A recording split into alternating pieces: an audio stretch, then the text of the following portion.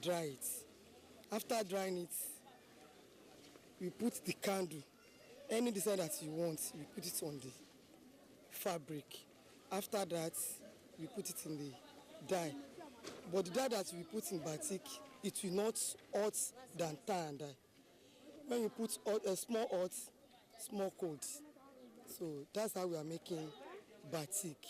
After doing that, we remove the candle from the hot water, stash it. That's how we are doing batik. If it is tie and dye, you can use raffia. That raffia is equal in Yoruba. You tie it in any design that you want. After that, put the dye. That is tie and dye. Talking the state of Adire fabric, there has been a shift in paradigm in the mode of operations by the people involved. Adire now uses simple technology, and hot wax or paraffin are used as resist agents in place of the indigenous cassava paste.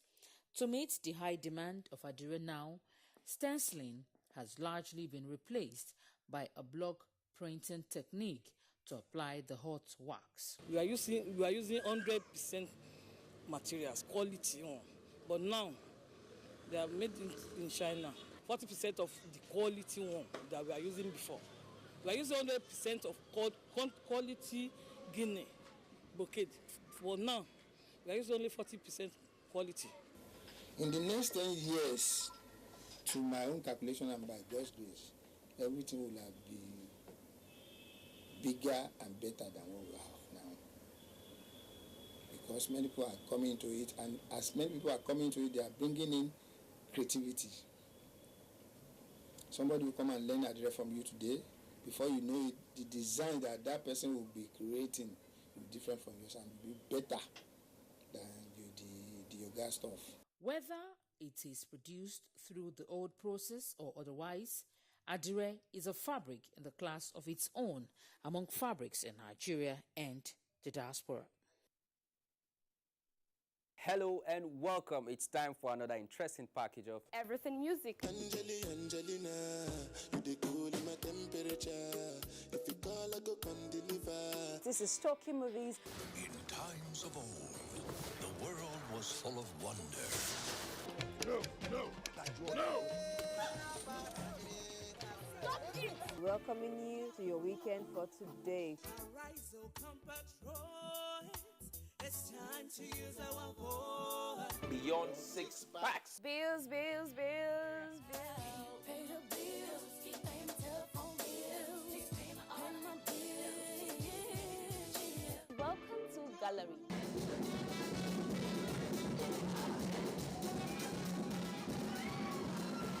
Me and my paddies. London for what? London for medicine. Medicine for what? Medicine for coffee. Are you sickness? To our illness. Welcome to Gist Zone. All right, my name is the Eselucien Wego One. Ona nyokoko nyonyo.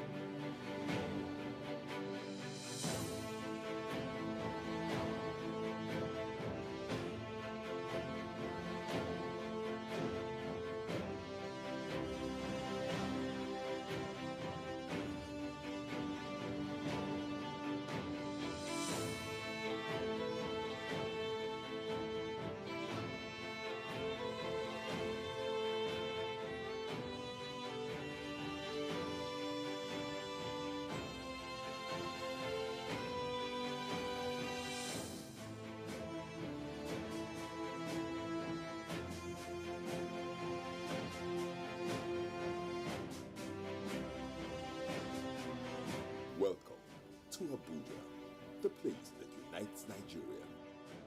You can follow us on all our social media platforms: Facebook at NTA Network News, Instagram at NTA Network, Twitter at NTA News Now, YouTube at NTA News Online. Or visit www.nta.ng. For live streaming, visit www.nta.ng/live. Now, you can stay updated on the go, be it on your TV, iPhone, laptop, or iPad, or download the NTA mobile application from your Play Store or App Store. NTA, you can beat the rich.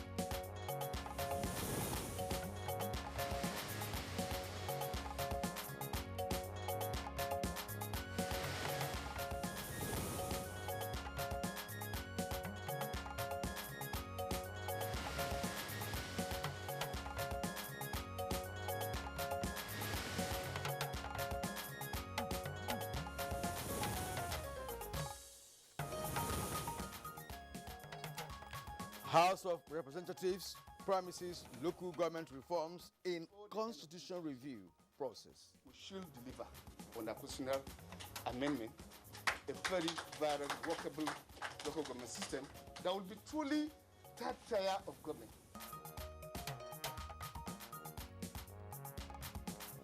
Southeast governors established joint security outfit codenamed Abuja.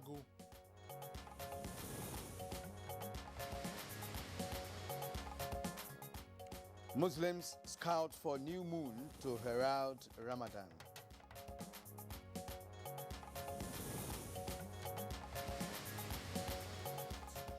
And on Good Morning Nigeria today, we shall discuss the IMF's growth projections for Nigeria's economy in 2021.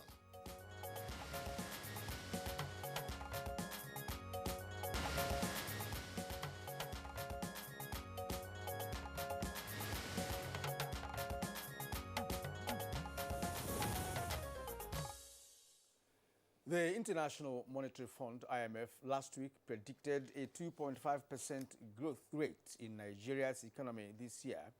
This latest forecast by IMF was contained in its periodic World Economic Outlook update.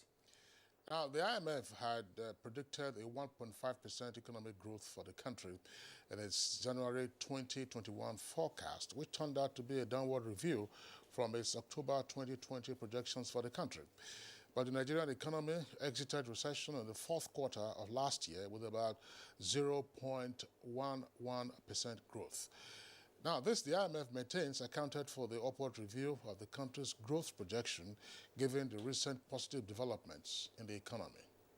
The COVID-19 pandemic particularly took the world by surprise, with a grave effect on Nigeria's economy, judging from the impact on international trade and the crash in oil prices, which of course is Nigeria's mainstay at the moment. But equally surprising was Nigeria's accelerated exit from a pandemic-induced recession in fourth quarter last year, which many attributed to significant growth in the agriculture and telecommunication sectors, despite a drop in oil output. Certainly, Kirian, this also points to the growing importance of the non-oil sectors and the need to escalate action on the much talked about economic diversification to put the country on a sound economic footing. Now, although the COVID-19 pandemic is still around, economic watchers have expressed optimism that Nigeria's economy could grow faster than expected, as oil prices and production outputs are also expected to increase in the course of the year. And apart from the National Economic Sustainability Plan, which many economic analysts regard as a switch in time, as a stitch in time rather, for the country, Nigeria also took other panic measures, including borrowing to insulate the nation's economy from the pangs of the pandemic. But the Director of Monetary and Capital Markets Department at the IMF, Tobias Adrian, sounded a note of caution recently that such intervention funds are not without the risk of higher debt service costs, which could curtail the ability of countries receiving such loans from addressing internal social needs. So what are the indicators for Nigeria's economic growth this year, and what sectors would drive the growth? What exactly are the implications of IMF growth forecast on the economy and the common man? We will have our guests respond to these questions and more on the program today. Welcome to Good Morning Nigeria on the NTA network service. My name is Kirian Umayo.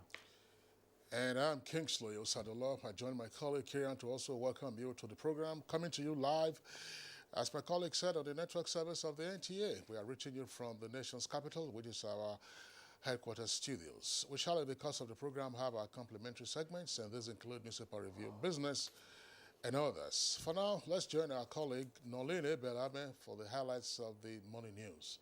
Good morning, Noline. Good morning, Kingsley and Kirian. Good morning, Nigeria. Here is the news. The Sultan of Sokoto, Muhammad Saad Abubakar III, has called on Muslims to look for the new moon of Ramadan on Monday, 12th of April 2021, which is the 29th day of Sha'ban, 1442 after Hijrah, and the first day to look for the new moon.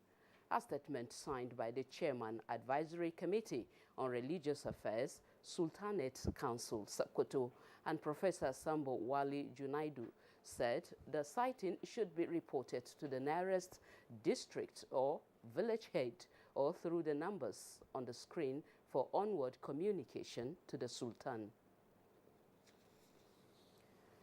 A meeting of Southeast governors has ended in Owerri, Imo State, with a resolve to set up a joint security outfit codenamed Ebubeagu. The governors say the new outfit is aimed at complementing efforts of security agencies in the fight against insecurity. 2 personnel and 5 inmates of the Bauchi State Command of Nigeria Correctional Service have sustained injuries following skirmishes among the inmates. The incident occurred when some inmates allegedly accused an officer of the command of smuggling a mobile phone into the custodial center, and some were not benefiting from the illegal deal. The situation therefore resulted to an attempted jailbreak, which was brought under control by men of the command. The House of Representatives says the ongoing constitution review process is an opportunity to enhance the status of the third tier of government. The Deputy Speaker, Ahmed Idris Wase, says this will help address the challenge of insecurity. The Deputy Speaker was speaking at a training for council chairmen and councillors. The end of this regime, we should deliver on the constitutional amendment a very viable, workable local government system that will be truly third tier of government.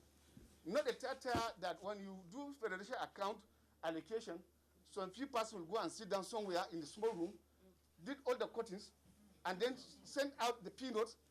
Meanwhile, the bulk of the problem, be it infrastructure, be it the security, is there at the grassroots.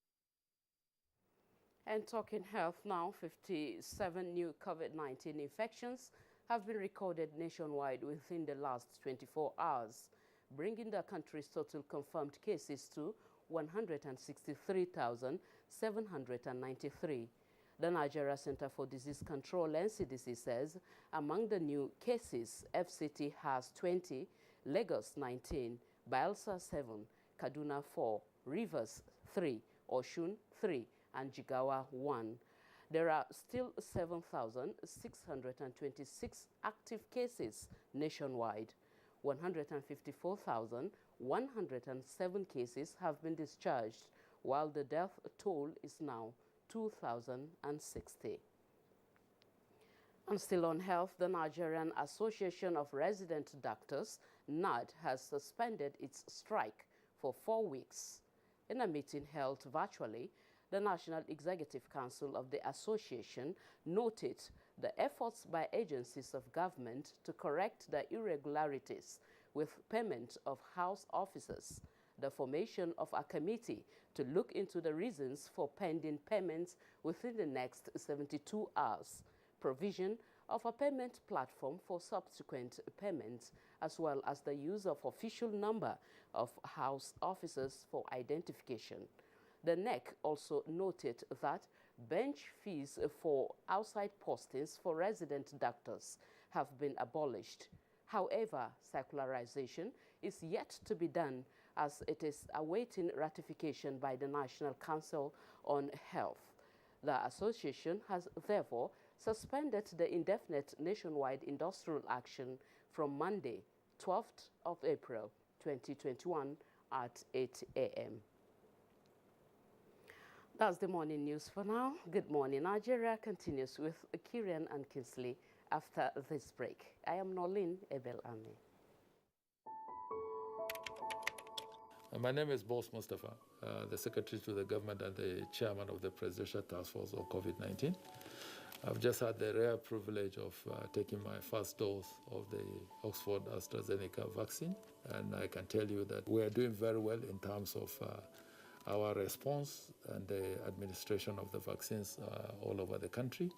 As strategic leaders, we are supposed to lead by example, and the President did precisely that on Saturday with the Vice President, and we are continuing in that particular direction. The essence of taking these vaccines is to help us really fight this COVID-19 virus, and the combination of the non-pharmaceutical measures and the vaccine is the way to go in 2021 and thereafter.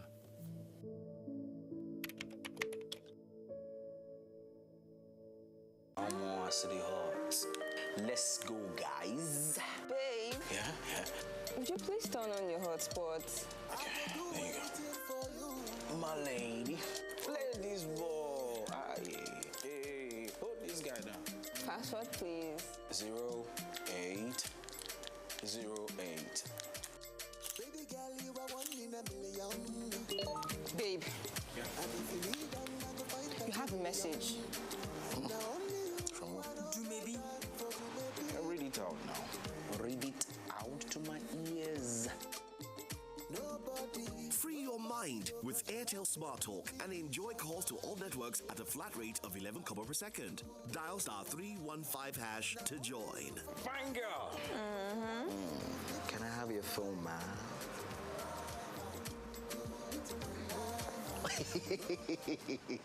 Airtel, the smartphone network. Like every mother, I'm worried about dangerous insects, especially mosquitoes, which spread diseases like malaria to my loved ones. This year, I'm not afraid. I'm using New Mortein Instakill. New Mortein Instakill's improved formulation knocks down mosquitoes 2 times faster. Not even a single mosquito is spared, because even one mosquito bite can cause malaria. Mortein Insta knocks down mosquitoes 2 times faster. Download the Airtel TV app to watch all the fun and exciting performances of The Voice Nigeria Season 3 every Saturday on Views channel at 9 p.m. The Voice Nigeria, connected by Airtel, the smartphone network.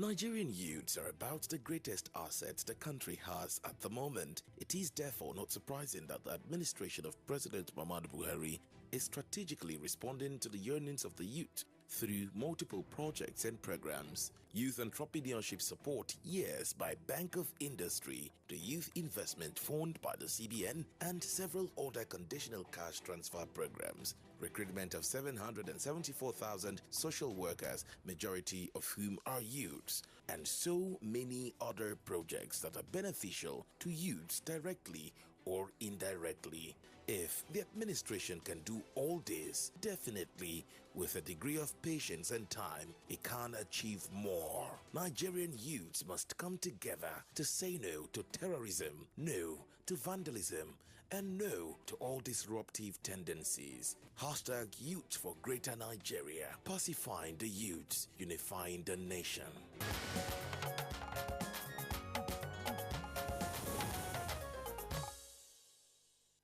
You are watching Good Morning Nigeria on the NTA network service. And now let's talk business. Up next is, of course, business news with Kunle Adeye. With every sector of the economy, including education, which is the basic foundation for needed economic growth, staggered by COVID-19, experts have described improved access to education as a vaccine desperately needed to insulate the nation's economy from the shocks of COVID-19 in the short and long terms. They note that education as a foundation provides the needed manpower for various sectors of the economy, hence the need to quickly recover the grants lost to COVID-19. A development expert, Gideon Olariwaju, said investment in education must be a continual effort. The Sustainable Development Goals is based on the premise of developing inclusive, sustainable, and peaceful societies. However, at the core of the Sustainable Development Goals is the concept or the idea of sustainable development.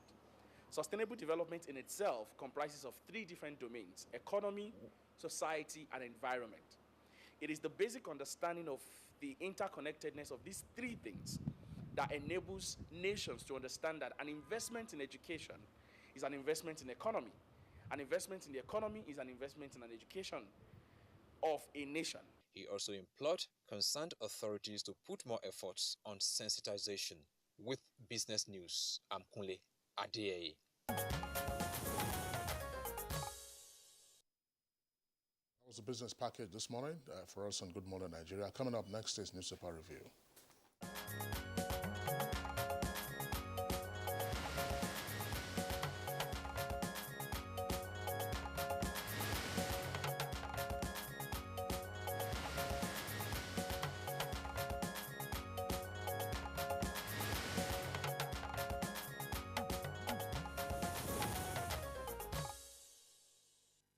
And let's welcome Bayo Altoyebi. Bayo, it's good to have you again today. Thank you, Kirian. Good morning. You're welcome. Good morning, Kinsley. Right, Bayo, good to see you. Welcome back. Thanks Good morning, Nigeria. Okay, so let's begin by taking a look at the window page of the Punch newspaper. From above the nameplate right to the foot of the page itself. Firm backs federal government on plan to ban syringe importation. Firm backs federal government to on plan to ban syringe importation. Electricity generation falls to 3,922 megawatts and 11 plants are idle. That's page 30. NMA berates government and security agents, says kidnapping disturbing. Petrol, Tokumbo, that's pre-owned imported cars, motorbikes, antibiotics, Nigeria's major imports. Once again, petrol, Tokumbo, Nigeria's major imports. And it's attributed to the Bureau of Statistics. And rising debt, that's the kicker for the lead story. And it says DMO blames COVID-19 and experts say borrowing from CBN dangerous. You have three riders to that headline. US, UK, and other countries borrowed more as a result of COVID-19, says DMO, that's Debt Management Office. Printing money will lead to hyperinflation, former CIIN Director General.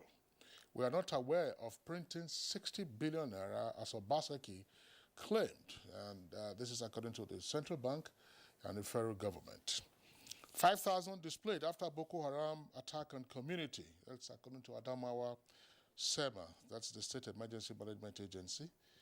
And below that, you have other headlines there. Let's just take some of them. So Bad Belle stopped Abiola from becoming president. That's attributed to former President Olusegun Obasanjo. So it's Bad Belle stopped Abiola from becoming president. That's page 9. Ramadan, look out for moon, Sultan tells Muslims. Defect to APC, lose your seat, Yari tells Matawale.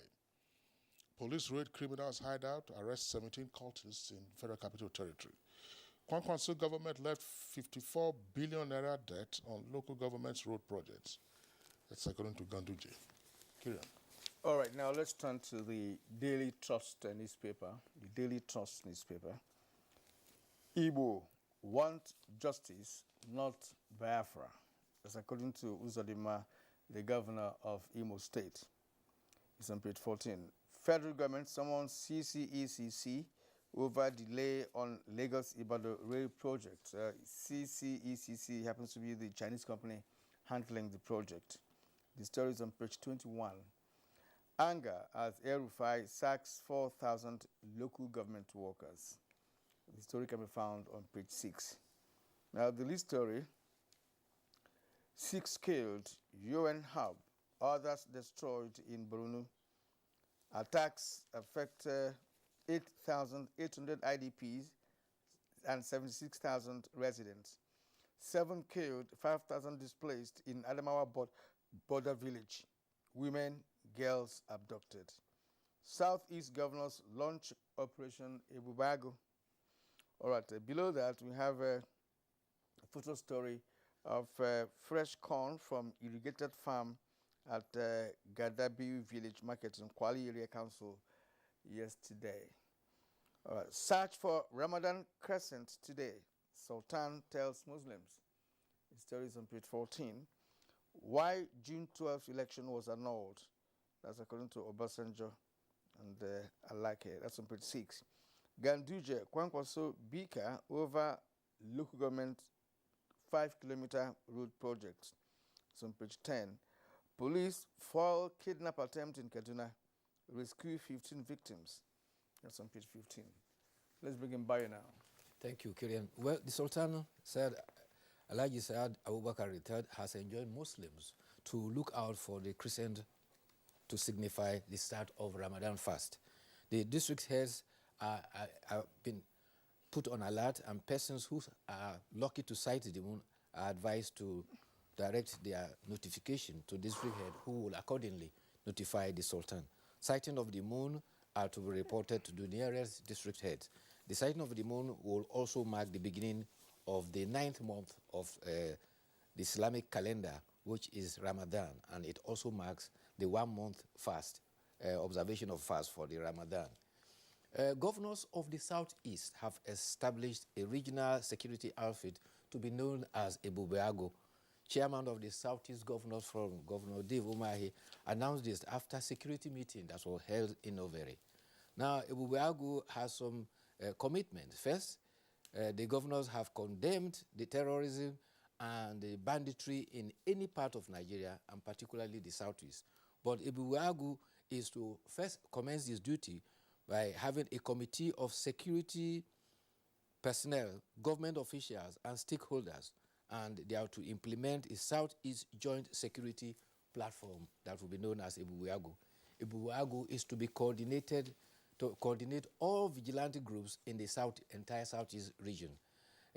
Government has requested the Inspector General of Police to stop the IGP monitoring units and allow the zonal commanders and the commissioners of police in the states to handle their cases. They have also warned the IGP to meet with the leaders of the Ohanese Ndigbo and Christian Association of Nigeria to find lasting and solutions to increasing insecurity in the Southeast. The heads of security agencies in the Southeast have also resolved to exchange intelligence in order to checkmate crime in the zone. All stakeholders, political class, business class, the bureaucrats, the intelligentsia, are all enjoined to give support to the proposed security outfit to fight criminality. The concern is to ensure that the burning of police stations, violent attacks on correctional centers, and unlawful release of inmates, as well as crime that has gone on ascendancy is tackled in the southeast of Nigeria. There's the report that Kirian read about Kaduna State sacking 400 local government workers. They were given letters on the 6th of April, about 6 days ago. Already, the Nigerian Labour Congress President Ayuba Waba has reacted. He described the compulsory retirement of officers of the age of 50 years old and above as unlawful. He says the compulsory retirement of officers on grade level 14 and above, including those who are less than 50 years old, is illegal. He says no local government is to have more than 50 staff strength, as pronounced by the government of Kaduna State, is also detriment to the survival of the local government system. Officers on grade level 1 to 6 are to be converted to casual workers. The Nigerian Labour Congress says that Kaduna State government is violating a law by converting persons to casual workers. It violates the labor law on redundancy.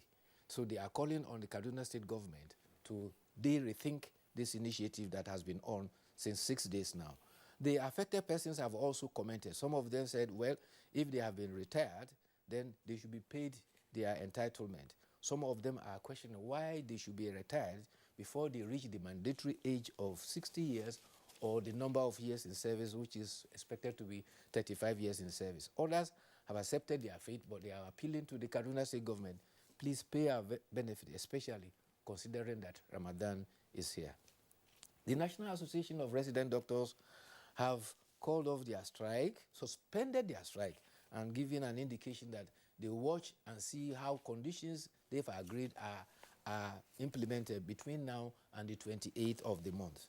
National Association of Nigeria caused a lot of panic in the nation when they called their strike, and thousands of patients across hospitals in the nation were groaning for attention. Meanwhile, we are in an era of strike. As we talk now, the Ministry of Labour and Employment will be going into talks with workers of the judicial workers to negotiate the strike. You will recall that the upper week, the Academic Staff Union of Polytechnic also had given indication of strike. Judicial workers gave notice of their strike. Who else? There is also the so-called parliamentary workers. We don't have a parliament in Nigeria, we have a National Assembly. They too gave notice of strike. So it's an era of strikes. And we hope that consensus will be reached so that the economy that is struggling and fighting against COVID-19 can be saved all these impetuses. Condolences have continued to pour around around the world to Queen Elizabeth II, who was bereaved and when he lost her consort on Friday. The Duke of Edinburgh, Prince Philip, died just 2 months short of reaching the age of 100 years. Prince Philip met Princess Elizabeth in 1939 when he was a cadet in the Navy. From then he went on in the naval career where he manned the ship in 1940. He also participated in World War II. He went into operation in the Middle East as well as was part of the team that has received the surrender of the Japanese group. In 1950, he first commanded HS Magpie. When they got married, Philip was posted to Malta, and the wife, Princess Elizabeth, followed her. 2 years later, Queen Elizabeth succeeded the throne when her father, King George, died. She became Queen Elizabeth II, the head of state, and the consort, Prince Philip, became the Duke of Edinburgh. Queen was head of state, and the Duke was head of the family. He had a successful career in the Navy, and 2 of his sons, Prince Charles and Andrew, followed his footsteps. In fact, one of his grandsons, Williams, also followed the footsteps in the Navy. I think it is the other chap who went to the Air Force. Okay, but I wanted to discuss this issue of the Southeast governors launching Operation Ebubago. I'm concerned about this because this formation, this launching, is reactionary in the sense that, of course, they've allowed things to go so bad in the southeast of Nigeria with respect to security before they come up with this. Now, by the time this operation, the outfit is well structured. You know, it will take a long time for the outfit to be properly structured. And I think that they're going to coordinate all the operations of the local security arrangements we have in different communities. I'm just wondering, whether it's not going to be cumbersome, it's going to be very, you know, kind of complex kind of thing. You know, I'm not sure that what they have done will yield positive results. I'm not against having an outfit, but I'm just thinking that the formation at this point in time, and of course the task ahead of them, is just too much. It's going to be very complicated because it's going to involve so many other security outfits, like you have vigilantes in different communities of the southeast of Nigeria. Necessity is the mother of invention. There is a challenge of insecurity nationwide, and of recent, the insecurity in the southeast has been heightened. You are aware of the activities of the IPOB and also the invasion of correctional sector, an attack in police headquarters. Therefore, this is part of the reaction of the governors. But already there are vigilante groups existing in various locations. Exactly. And now they are now seeking that Abuja will seek to coordinate and work with the various security outfits, the local volunteers, the vigilante groups, to constitute security. And it is going to work when you talk about community policing. It is to use the community as an initiative, as an impetus to support the security agencies, to help the security agencies police themselves. Therefore, Abuja is coming to fill a void of coordinating the local vigilante group. Perhaps it is following the Amotekun in the southwest. And let's see how it will go a long way. But there's no gainsaying the fact that it is an impetus to tackle security.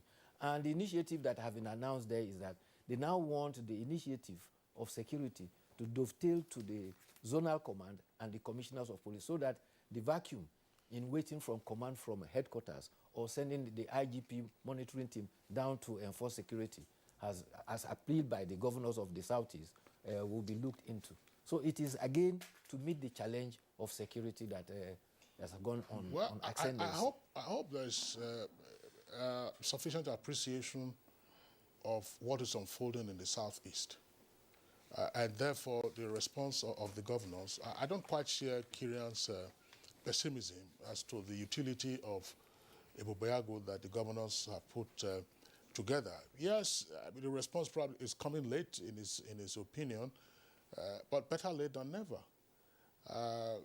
If you recall, a couple of weeks ago on Good Morning Nigeria, we discussed somewhat in passing the rather frequent attacks on law enforcement officers in Anambra and Imo, and now we saw what happened last week with the raid on multiple locations in the Imo state capital. And it's been ongoing. An explosive was found in one of the classrooms. The school was closed down. Curfew has been imposed on some communities in Abia, and so on and so forth. And you don't need to be a security analyst or an expert to recognize that probably this is some incipient stage of another form of insurgency. Exactly. Assuming, as has been suggested in some quarters, that this is the handiwork of some agent provocateur, then you then ask yourself, what might be the reaction to the activities of this agent provocateur? This is the way Boko Haram was. Boko Haram would strike at one police station, strike at one bank, and so on and so forth. And at some point, they then started taking out their territories. So if you have had this kind of flare-up in the southeast, and it's still ongoing, and the military had carried out a series of operations in the southeast, where would that lead us? We're still battling with the northwest. We still have the northeast. We have north central. And then we have the southwest. I think that, Kieran, the southeast governors should be commended for this step they have taken. I'm not quite sure. You and I were trying to, I asked you what the meaning of a Bubeago is. Ago, I know it's lion. That's nothing really wrong. Yes. There's nothing really wrong in having a security outfit. We're doing that in good time. When Amotekun came on board, I have thought that perhaps other regions should have taken a cue from Amotekun, because they didn't allow things to get to this point before they started the Amotekun arrangement. Now, what I'm talking about is that because already we have some security arrangements vis-a-vis the vigilante group that we have, I'm thinking about the role of this very new one. Well, there's OPC in the southwest, and there's Amotekun. See, it's all OPC was pre-existing. And of course, remember that even in the southwest, you have arrests. Police will arrest Amotekun people. Police will also arrest OPC. I don't understand this kind of security arrangement. That's just my worry.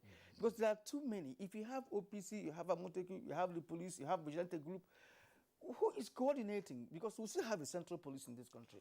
Well, who is coordinating? Kirian, the one way to I'm only worried because security is not a very simple thing.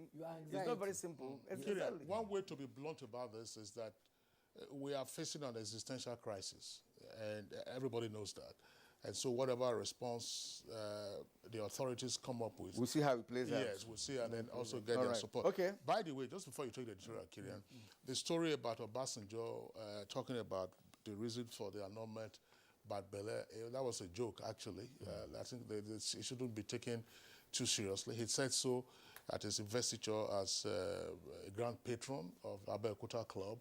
And the details are that he said that, they didn't want three sons of Abeokuta to be head of state. You know, he had been head of state, Abiola was coming on, and then Shonekon. But in terms of substance, obviously everybody would know that the former president of Obasanjo has a talent, for throwing jabs. But so this is not... well, that might be a jibe, but if you recall, when the June 12 election was annulled, Obasanjo visited South Africa, and when he was asked, he said, Abiola is not the Messiah Nigeria is waiting for. Yeah, so I remember that clearly. But then if he said Abiola wasn't the Messiah, why then now would it be alluding to the fact that it was because of Bad Bele? That's why I said that it's a joke. Let's take it as a joke. Yes. And just leave it there. We all know the truth about the situation. Now, let's look at the editorial, Fighting Graft, lesson from Netanyahu's arraignment. The lesson Israel offers is holding all its citizens to account before the law, no matter their position in society. That is to say that the Prime Minister of Israel has been facing trial for a while now. But what happened is he has been on this for over 3 or 4 years now. So each time he's arraigned, he has a way of wriggling out of it, and the thing continues. So I wonder what sense that makes. Well, the editorial is saying he's the longest-serving prime minister in Israel, and emphasizing the fact that nobody is above the law. He was alleged to have been accused of converting official powers to his personal advantage, and that is why he has been dragged to a court in Jerusalem. But if you come to our own climb, political office holders, especially at the executive level, have immunity, and immunity from prosecution. That obviously, during their tenure, the intention is to make sure that they are not disturbed by unnecessary or distracted. Or distracted by unnecessary court cases. But willingly or unwittingly, you are placing them above the law during that time. If you have said you are protecting them from civil cases, but nobody is above the law, that is what is expressly provided for in the Constitution. Therefore, if you commit a crime, irrespective of where you are, you shouldn't be given immunity to be protected from a crime. But from other civil prosecution, yes, which could be a nuisance, would distract you from the exigencies of office. So the emphasis here is that is an example that no matter how highly placed you are, if you are found to be foul of the law, especially for corruption, you should be brought before the law. And he appears in court, each time he's invited to the courts to come and explain. Don't also forget the case of the former Italian Prime Minister, Silvio Berlusconi. Exactly. And that's I would like to appreciate you for being around. I'll see you again tomorrow. Thank you.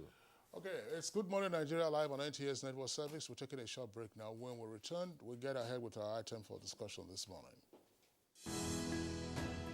Dialogue, empathy, love and unity. These are vital components of nation building. For all to be well, we appeal that we should refrain from volatile, provocative, inciting messages and language. Let's build and not destroy.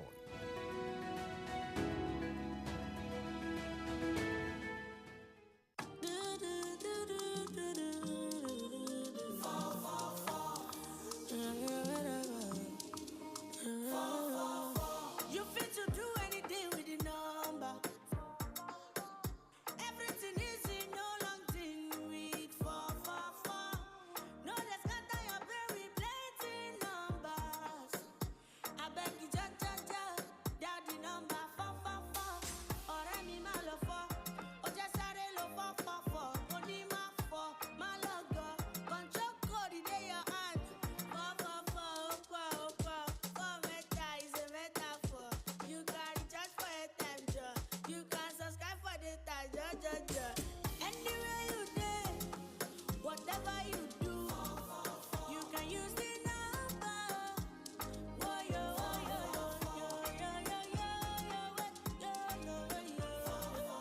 Airtel, the smartphone network. Choose Dano Milk for your family because 100% of our milk is sourced from our farms. This means that we control the entire production process from grass to glass, taking great care in every step to ensure the milk that gets to you is of high quality, great tasting, and enriched with essential nutrients that are great for your family.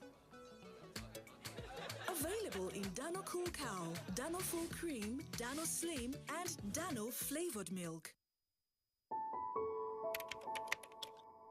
My name is Osage Ehanere. I am Minister of Health. We have just taken the vaccine. It is the AstraZeneca vaccine. This vaccine is safe, properly researched. It is in use in many countries. We urge all Nigerians to submit themselves to taking this vaccine. Persons who are 18 years old above. Otherwise, it is safe. You take your second dose after a period of about 10 to 12 weeks, and then you have immunity. Nigeria is aiming to vaccinate 70% of our population, and therefore be one of that 70% to give us herd immunity. Herd immunity means that Nigerians will not easily become infected even if they get in contact with the coronavirus.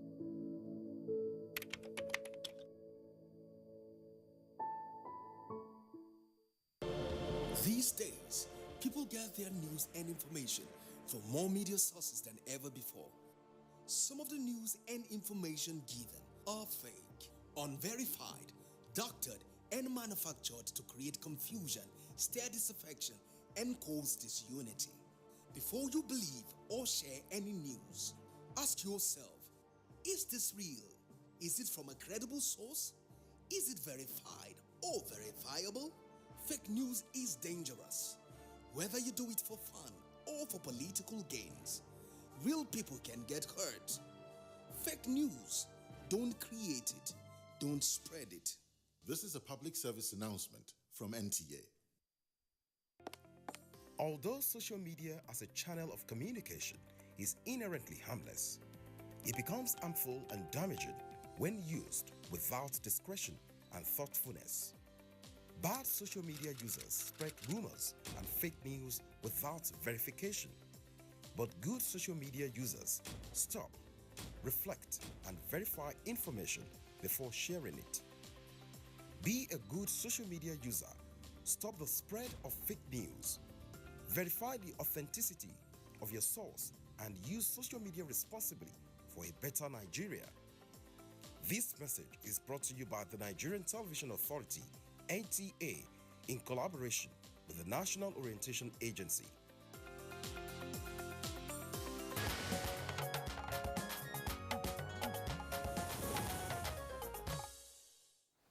All right, you are still watching Good Morning Nigeria on the network service of NTA. Now we are turning to the economy today with a focus on the IMF's growth projections for 2021. And to set the tone for the conversation, here is Abdul Salam Jibril with a backgrounder.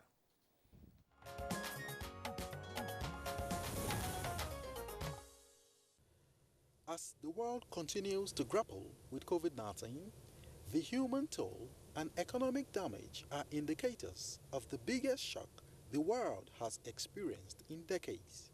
Significant reductions in income and unemployment occasioned by massive job losses, coupled with disruptions in major economic sectors such as transportation and manufacturing, are among the grave consequences of COVID-19.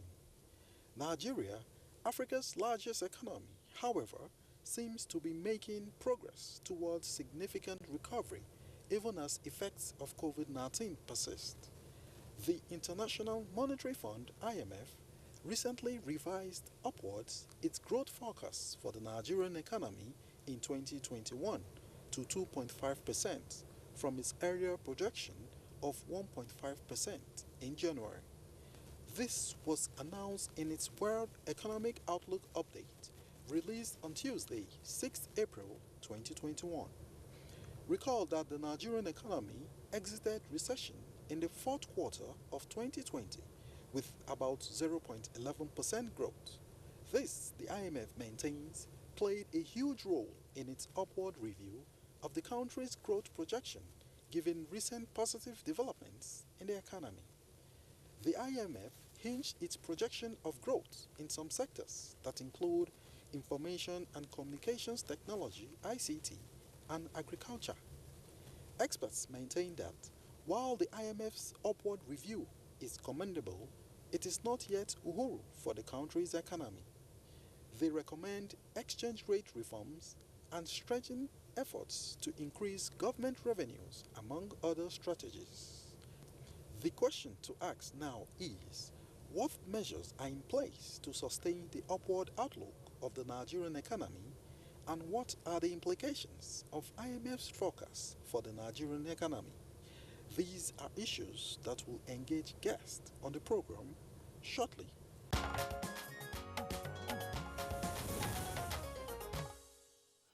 Thank you, Abdul Salam Jibril, for that background. With us in the studios now to discuss this issue, we have two regular guests on Good Morning Nigeria. Professor Uche Uwaleke is a professor of capital markets. He's also president, Capital Market Academics of Nigeria. Prof. Uwaleke, delighted to have you this morning. Thank you very much, Kinsley. Good morning, Nigeria. Okay, let's the other guest with us in the studios is Yushua Aliu, who is a financial analyst and also regular on Good Morning Nigeria. Yushua, pleasure to have you this morning. Thank you. Good morning, Nigeria. And joining us via Zoom from Lagos is the Director General, Lagos Chamber of Commerce and Industry, Dr. Moda Yusuf. Dr. Moda Yusuf, it's a pleasure to have you this morning on our show.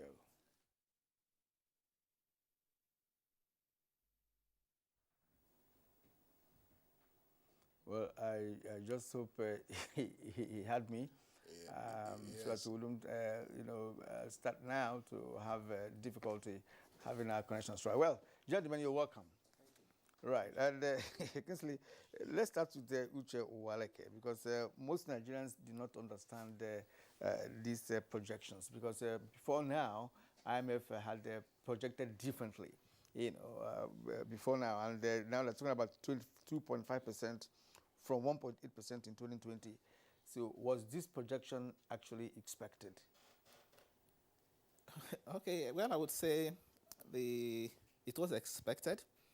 Expected, in the sense that from time to time you would expect the IMF to, revise their forecast. The forecast they had in October 2020 was 1.5%. And surprisingly, the economy pulled out of recession. If you recall, the IMF had projected 4.3% contraction, for the entire economy for 2020, 4.3. But the economy did 1.92. Okay, the contraction we had in 2020 was 1.92. Of course, which is a better outcome compared to what the IMF had projected. By and large, of course, it is a forecast, is a mere projection. Nothing says that tomorrow, in the next couple of months, that won't be revised. But I think, in my view, the 2.5 projection is a little realistic. I think the economy is likely to grow. GDP growth rate for 2021 is likely to come in at between 2 to 2.5%. For 2021, which is, as I said, a little realistic. Now, compare that to what the federal government had estimated in 2021 budget, which is 3%, which I consider a little ambitious. So I think this one is, a lot more reflective of, what we should expect. And by the way, even the projection is below the world average. The world average is 6% by the IMF. It's also below the sub-Saharan Africa average of 3.4. So what that means is that the Nigerian economy is still going to underperform sub-Saharan Africa and also underperform global average. And if you look at the historically, at least in recent times, we have not even done up to 3% since 2015. The highest we've had since 2015 has been 2.7%, GDP growth rate. And since then, recall that in 2016, the economy went into a recession, and the economy fell by 1.6%. And the recovery, was also mild, was also tepid. In the following year, 2017, we just had, something in the region of 0.8. In 2019, 1.92. And then in 2020, we're having 1.92 contraction following the recession. So I think, again, it's realistic. And that growth is going to come from, in my view, the oil sector is going to contribute. As you know, on 1st April this year, the OPEC Plus, 23 member countries, 13 OPEC and 10 other countries led by Russia, had an agreement to ease production cuts and to add additional 2 million barrels per day, into the production. And of course, the OPEC Plus controls more than 50% of global output. So what that means is that there is likely going to be increased revenue, for Nigeria. And again, that's also on the back of the fact that OPEC is projecting increased demand, in the coming months. Summer is approaching. As lockdowns are eased, globally, as the vaccination progress, is being made, that there will be increase in oil. And once there is increase in oil, you will also expect that the price of oil will stabilize. So it's going to come from oil price. It's also going to come from the oil price and oil production. It's also going to come from the non-oil sector. If you also recall, the non-oil sector was the sector that powered the exit from recession that we had in quarter 4 of 2020. Professor Waleke, let's pause you in the meantime, and then we will return to the likely sectors of growth for 2021. I want to turn to Yusha Wale and Professor Waleke. Maybe we also have the opportunity of taking this question. What is the utility of IMF projections? Because they make their forecasts, sometimes it's hit or miss. I mean, it's like occasionally when you're looking at the IMF projections, and you're watching elite soccer matches. You said, okay, Liverpool will be hosting Real Madrid. They lost 3-1 in the first leg. If the following players are on the field of play, this is the likely outcome. And then Real Madrid goes to Liverpool. I don't know, the match is coming up shortly. And then, of course, the guys get on the field of play, and then you get to see the scores. Real Madrid is hosting another Clasico against Barcelona. You're making all kinds of permutations, and, of course, Real Madrid ends up defeating Barcelona. So what is the utility of IMF projections, by the way? Projection economically are just assumptions, and you look at certain instruments being used in an economy to make a projection. If you recall vividly, for instance, the Nigerian economy in 2017 was projected to grow by 3.5%, but the same projection was reviewed presently to about 3%. So there is nothing wrong with projections because they are based on assumption and based on critical assessment of key instruments used in that economy. Let me also identify, for instance, some of the key areas IMF is always projecting. They project not only based on economic potentials of those economies, they also project based on bilateral and multilateral engagement of different economies. And that is why you find out recently even the IMF has to revisit the case of India. But the projection of India in 2021 and 2022, the GDP projection. So it's normal to make projection because these experts, they take a look at some of the rating agencies' projections, and they look at also the projection made by, for instance, Bureau of Statistics of different states. And at the same time also, this organization, IMF, they have resident experts in those economies. So it's not just, it's just to preempt, it's just to prepare economies, and at the same time to see how the strength of economy is. I have seen a case in this projection looking at the fact that they hit on two issues. sharing prosperity. So these economies are operated differently and invested differently.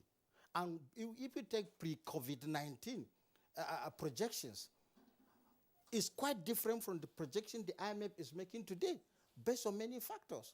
Some economies went into lockdowns. Some economies were successful to inject the right ingredient to prosper the economy, like the Indian economy.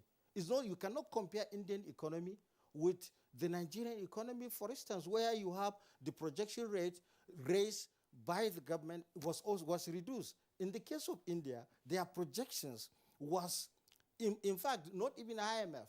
The earlier projection of 6% GDP growth was reviewed. And at the same time, if you look at the United States economy, the kind of injection that was made in the economy is not the same injection. So bilaterally, nations have to look, has to sit together, look at their economic potential, and then make certain adjustments that will favor the economy. And remember that the most important aspect of all this injection and putting this assumption in an economy is just to create more jobs, protecting jobs, and at the same time creating alternative revenues. IMF has cried that most of the poorer countries are overburdened by debt. Nigeria is one. So it is good for that projection, for the policymakers to look into their borrowing plan. That is one. Two, to also look into alternative sourcing where they can properly coordinate the economy and then create wealth within the economy and then inject it back into the economy for the GDP prospects. I'll just, Kieran, I would like Dr.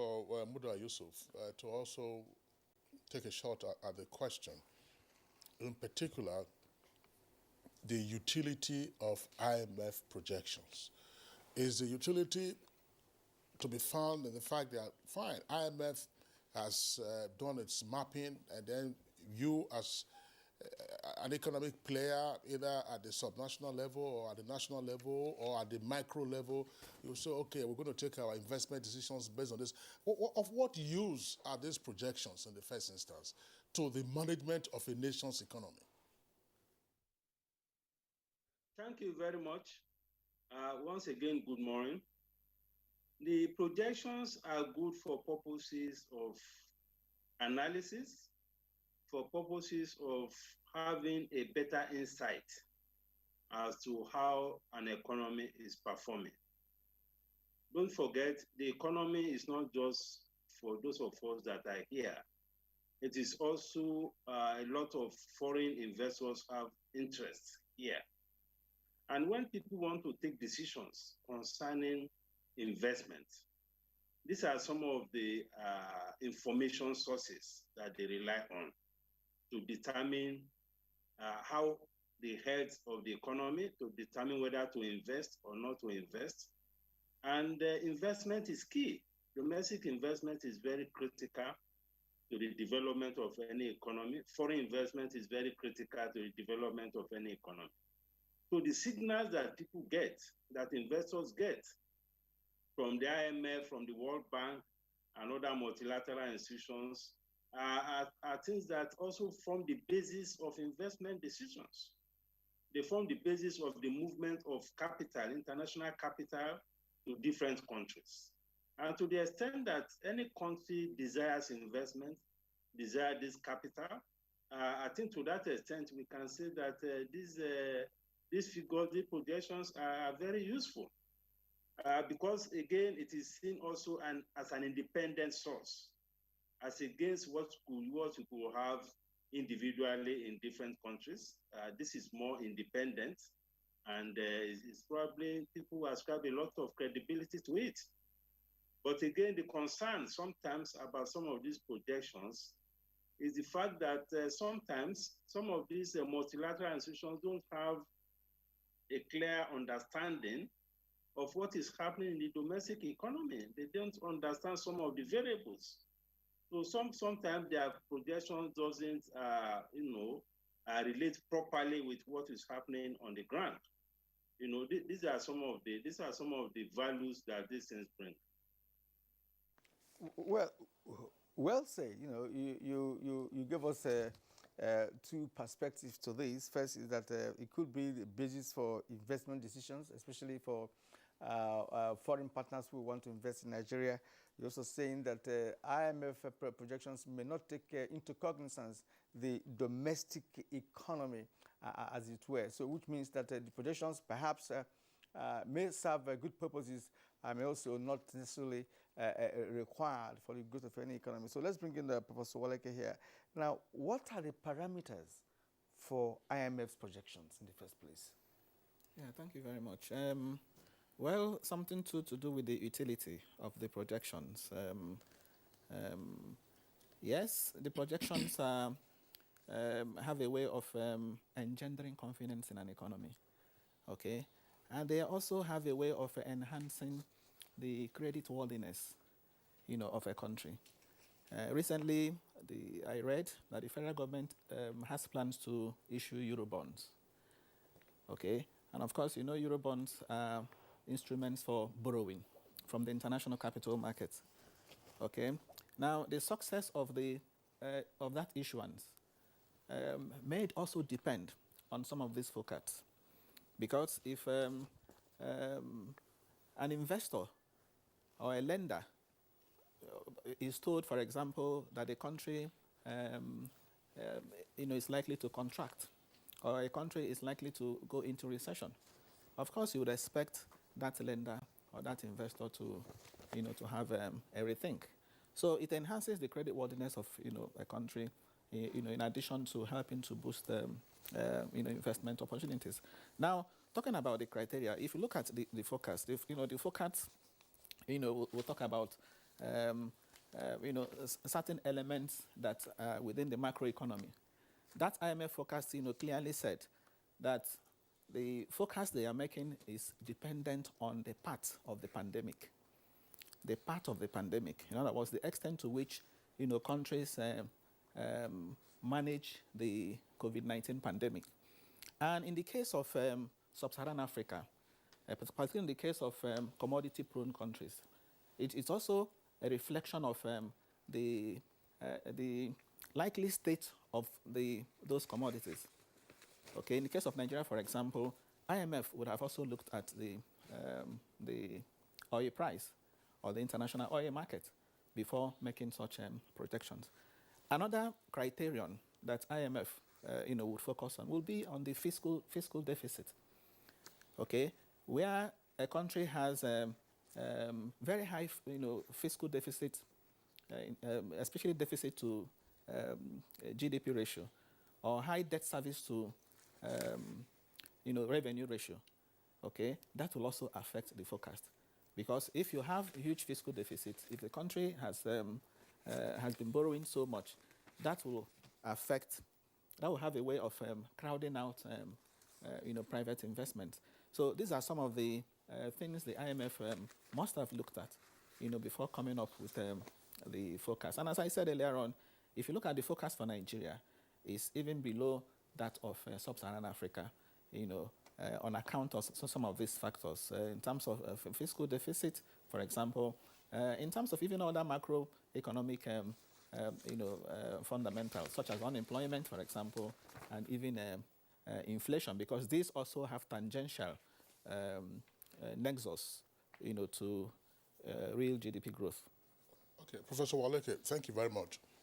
Usual, Dr. Muda Yusuf a while ago did say that, yes, in some cases, IMF projections may not fully accommodate all the variables in a country.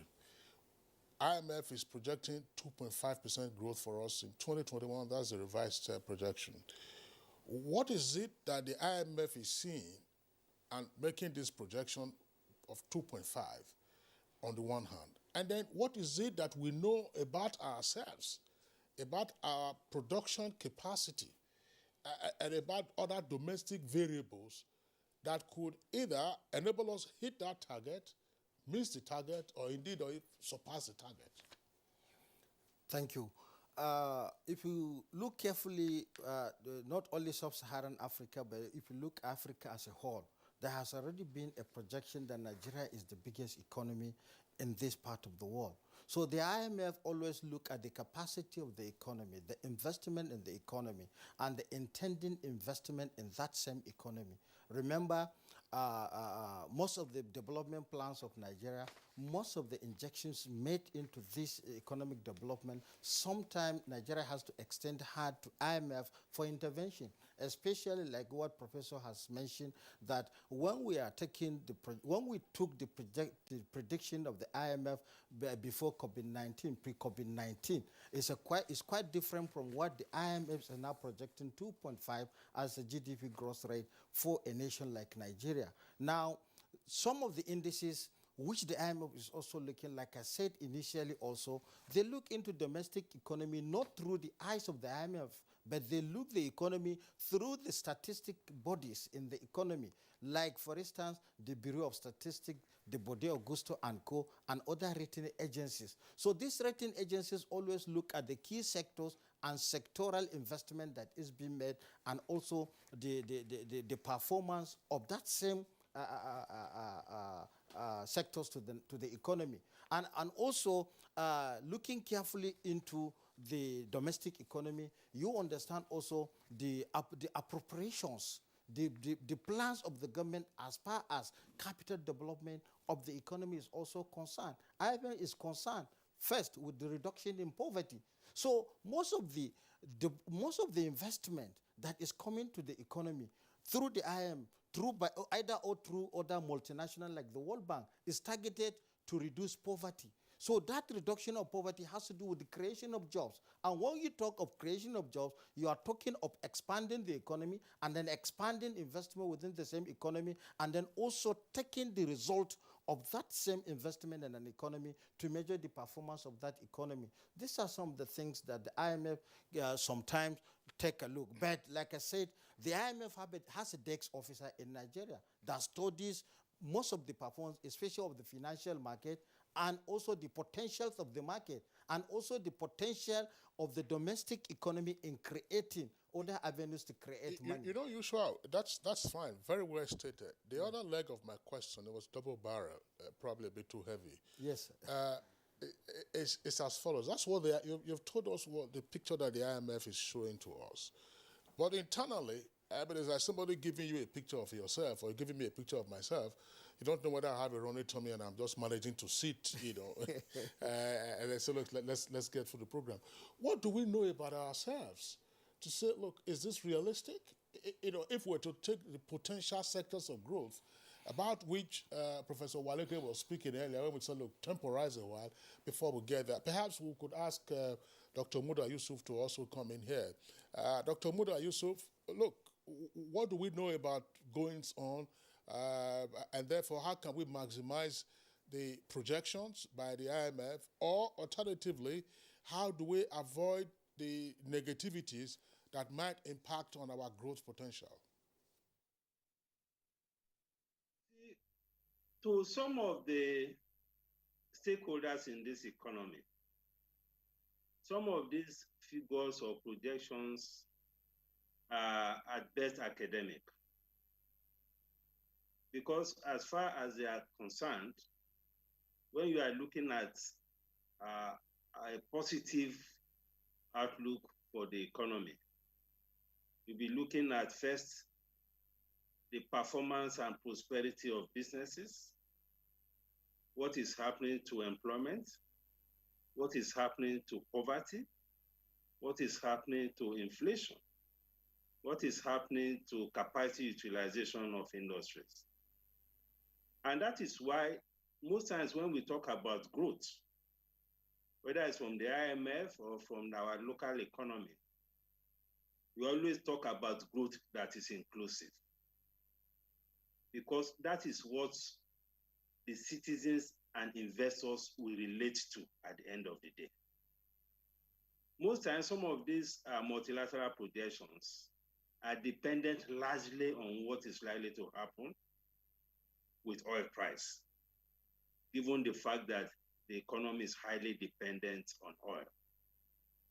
And we often see that most times there's often a correlation in these projections between what is happening in the global oil market and the growth projection. Always a positive correlation. Whereas, coming back to the question you asked earlier, as to what are the peculiarities of the economy and what are the things we need to be looking at to ensure that the citizens and investors actually feel the impact of any growth that we claim is happening in the economy. I mean, look at the investment environment, for instance.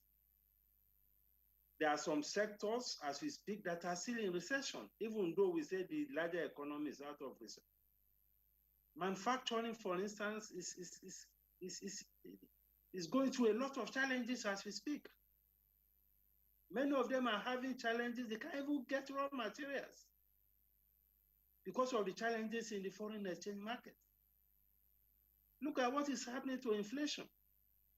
Because these manufacturers cannot produce, there are a lot of shortages in the market and prices are going up on daily basis. Look at what is happening to our currency. And look at the impact. Just talk to any average Nigerian. Just go to the market and talk to them. You will feel the pain of the average Nigerians, especially around the issue of the way that prices are galloping. These are investment climate issues. These are also welfare issues. So if we talk about the economy and we are not relating to these fundamentals, the discussion or conversation will just be academic. So we are worried, particularly in business, about the fundamentals of the business environment as it relates to whatever growth we are talking about. There has to be an alignment. Manufacturing capacity utilization is dropping on a daily basis because of the crisis in the foreign exchange market.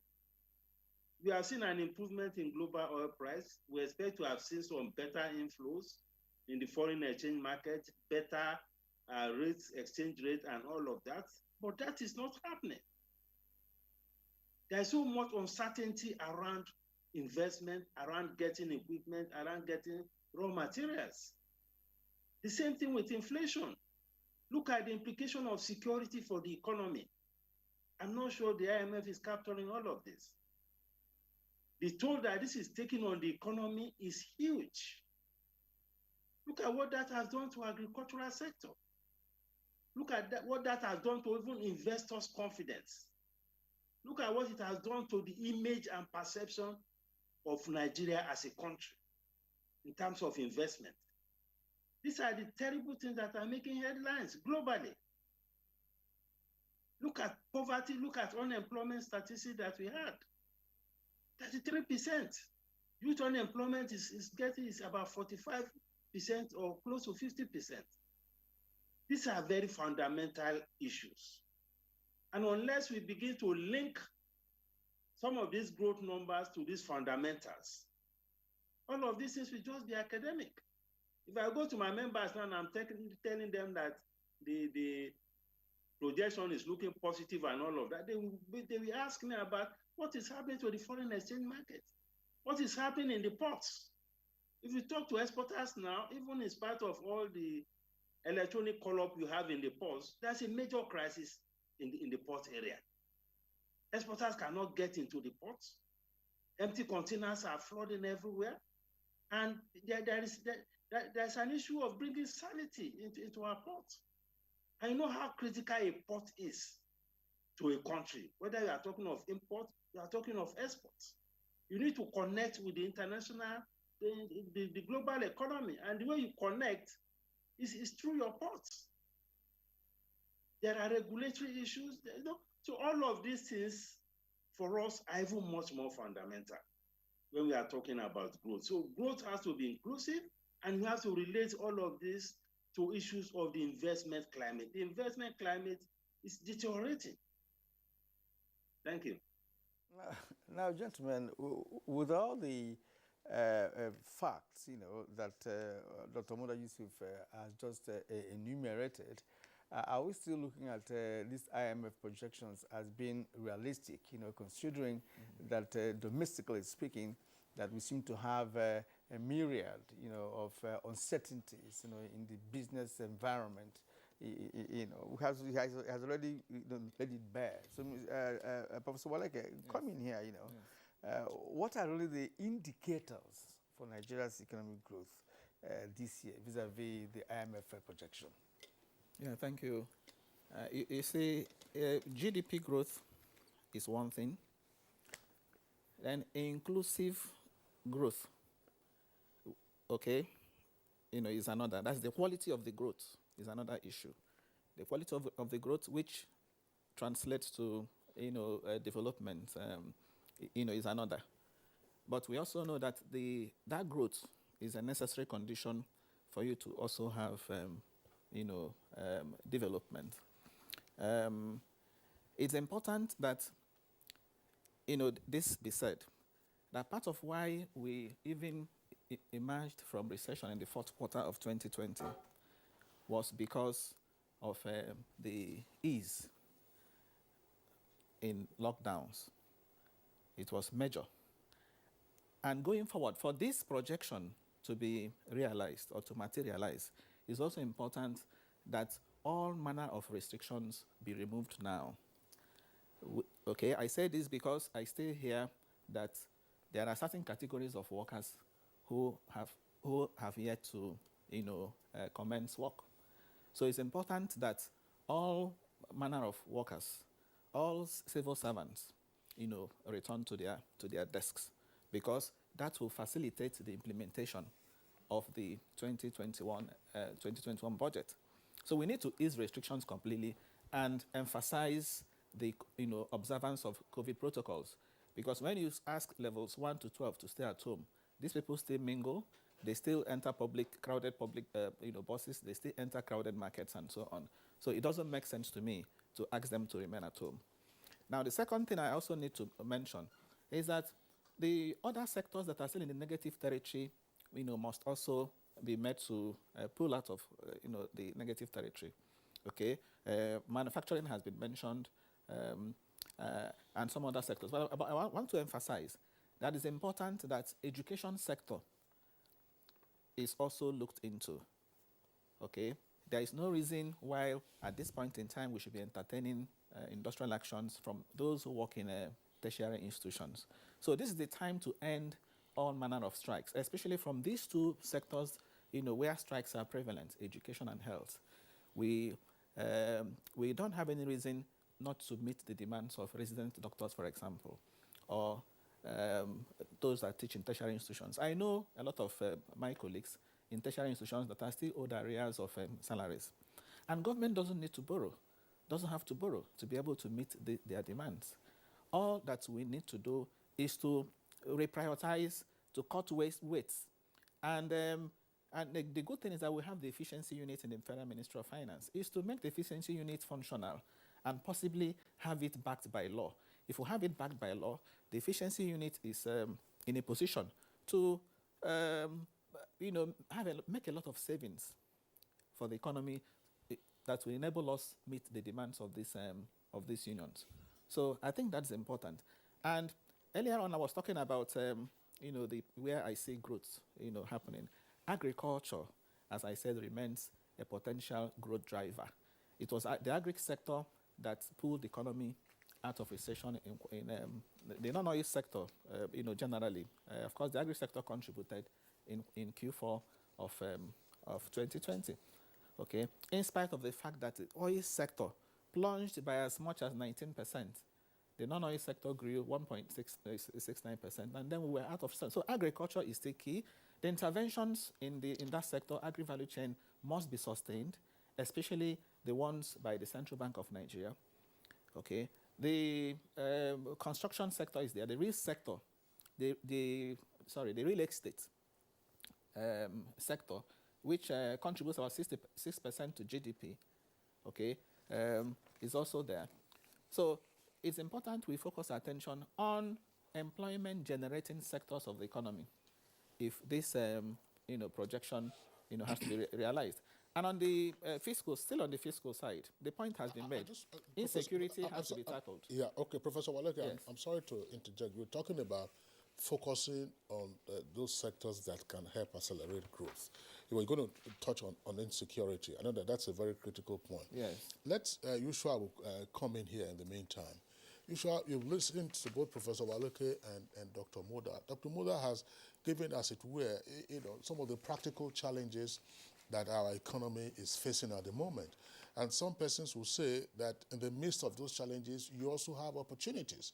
I mean, it's talked about the crisis you're having in the forex market. Investors are having challenges. Manufacturing is heading south in terms of the indices. Growth doesn't appear also to be inclusive. How do we then seize on these challenges and then say, okay, fine, we're going to have to deal with them as opportunities or utilize them as opportunities so that our growth prospects can be a lot higher? I mean, Professor Waleke was talking about construction and research. I hope you are aware of the price of the bag of cement now. You know, once the price of one of those items goes up, particularly cement, it will affect every other, I don't know how they do it, but it will affect every other thing. You are going to look for paving stone, you will hear the cost. You are going to look for sharp sand, you will hear the cost. You're looking for plaster sand, you will hear the cost. So, who then is going to bring in that money when inflation is rising on the one hand, and forex challenges and so on and so forth? So, Yushua, how do we maximize these opportunities in the context of 2021? You see, when you mention opportunity, there is always an angle to which you make use of an opportunity. Pre-COVID-19, President Muhammadu Buhari narrated and presented to the National Assembly that it is his wish to have a collective prosperity. That collective prosperity has to do with the allocation of goods and resources to individuals' household. And in doing such, you have to look at the deficit experienced by the economy and at the same time by the household.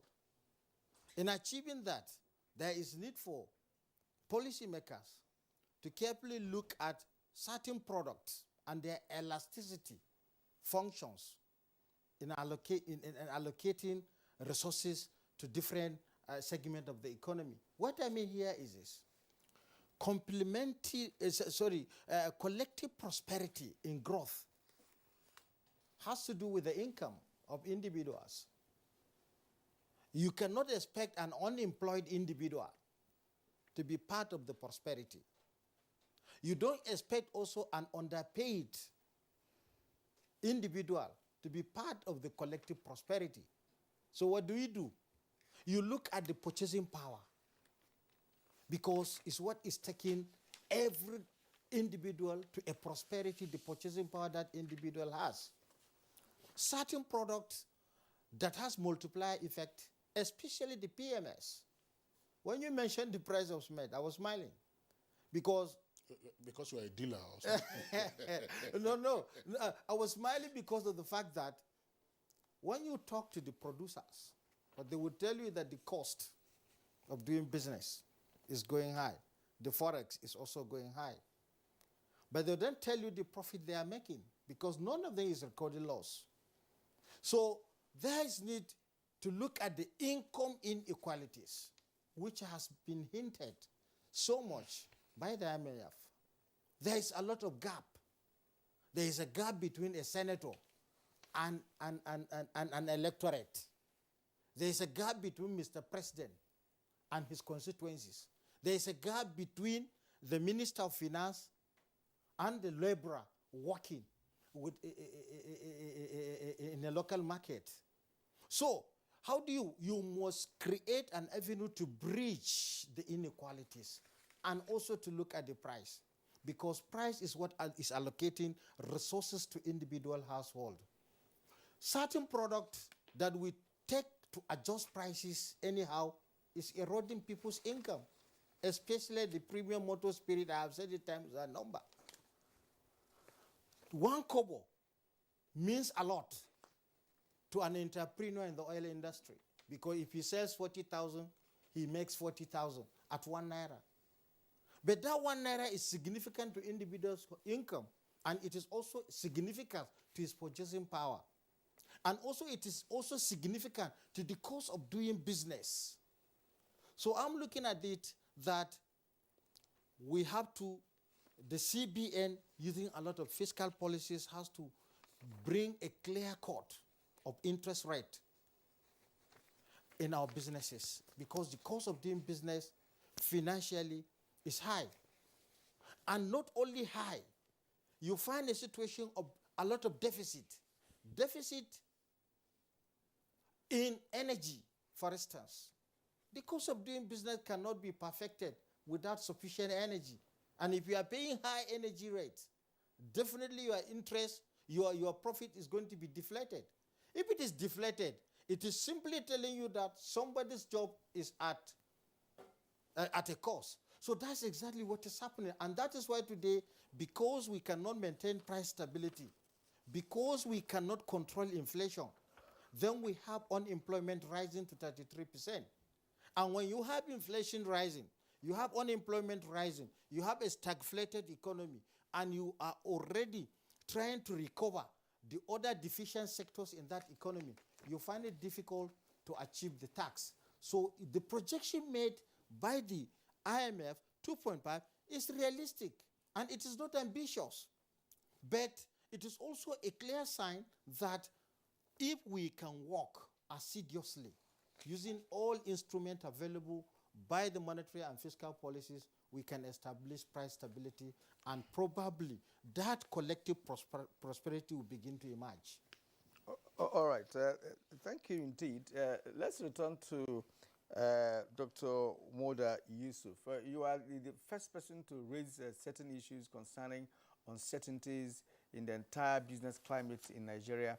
You talked about your own people who are actually members of Lagos Chamber of Commerce and Industry, who are directly involved in this, in this economic drive. And you are so concerned about investors' confidence. You're also concerned about the ease of doing business, which I wanted to speak on at this moment.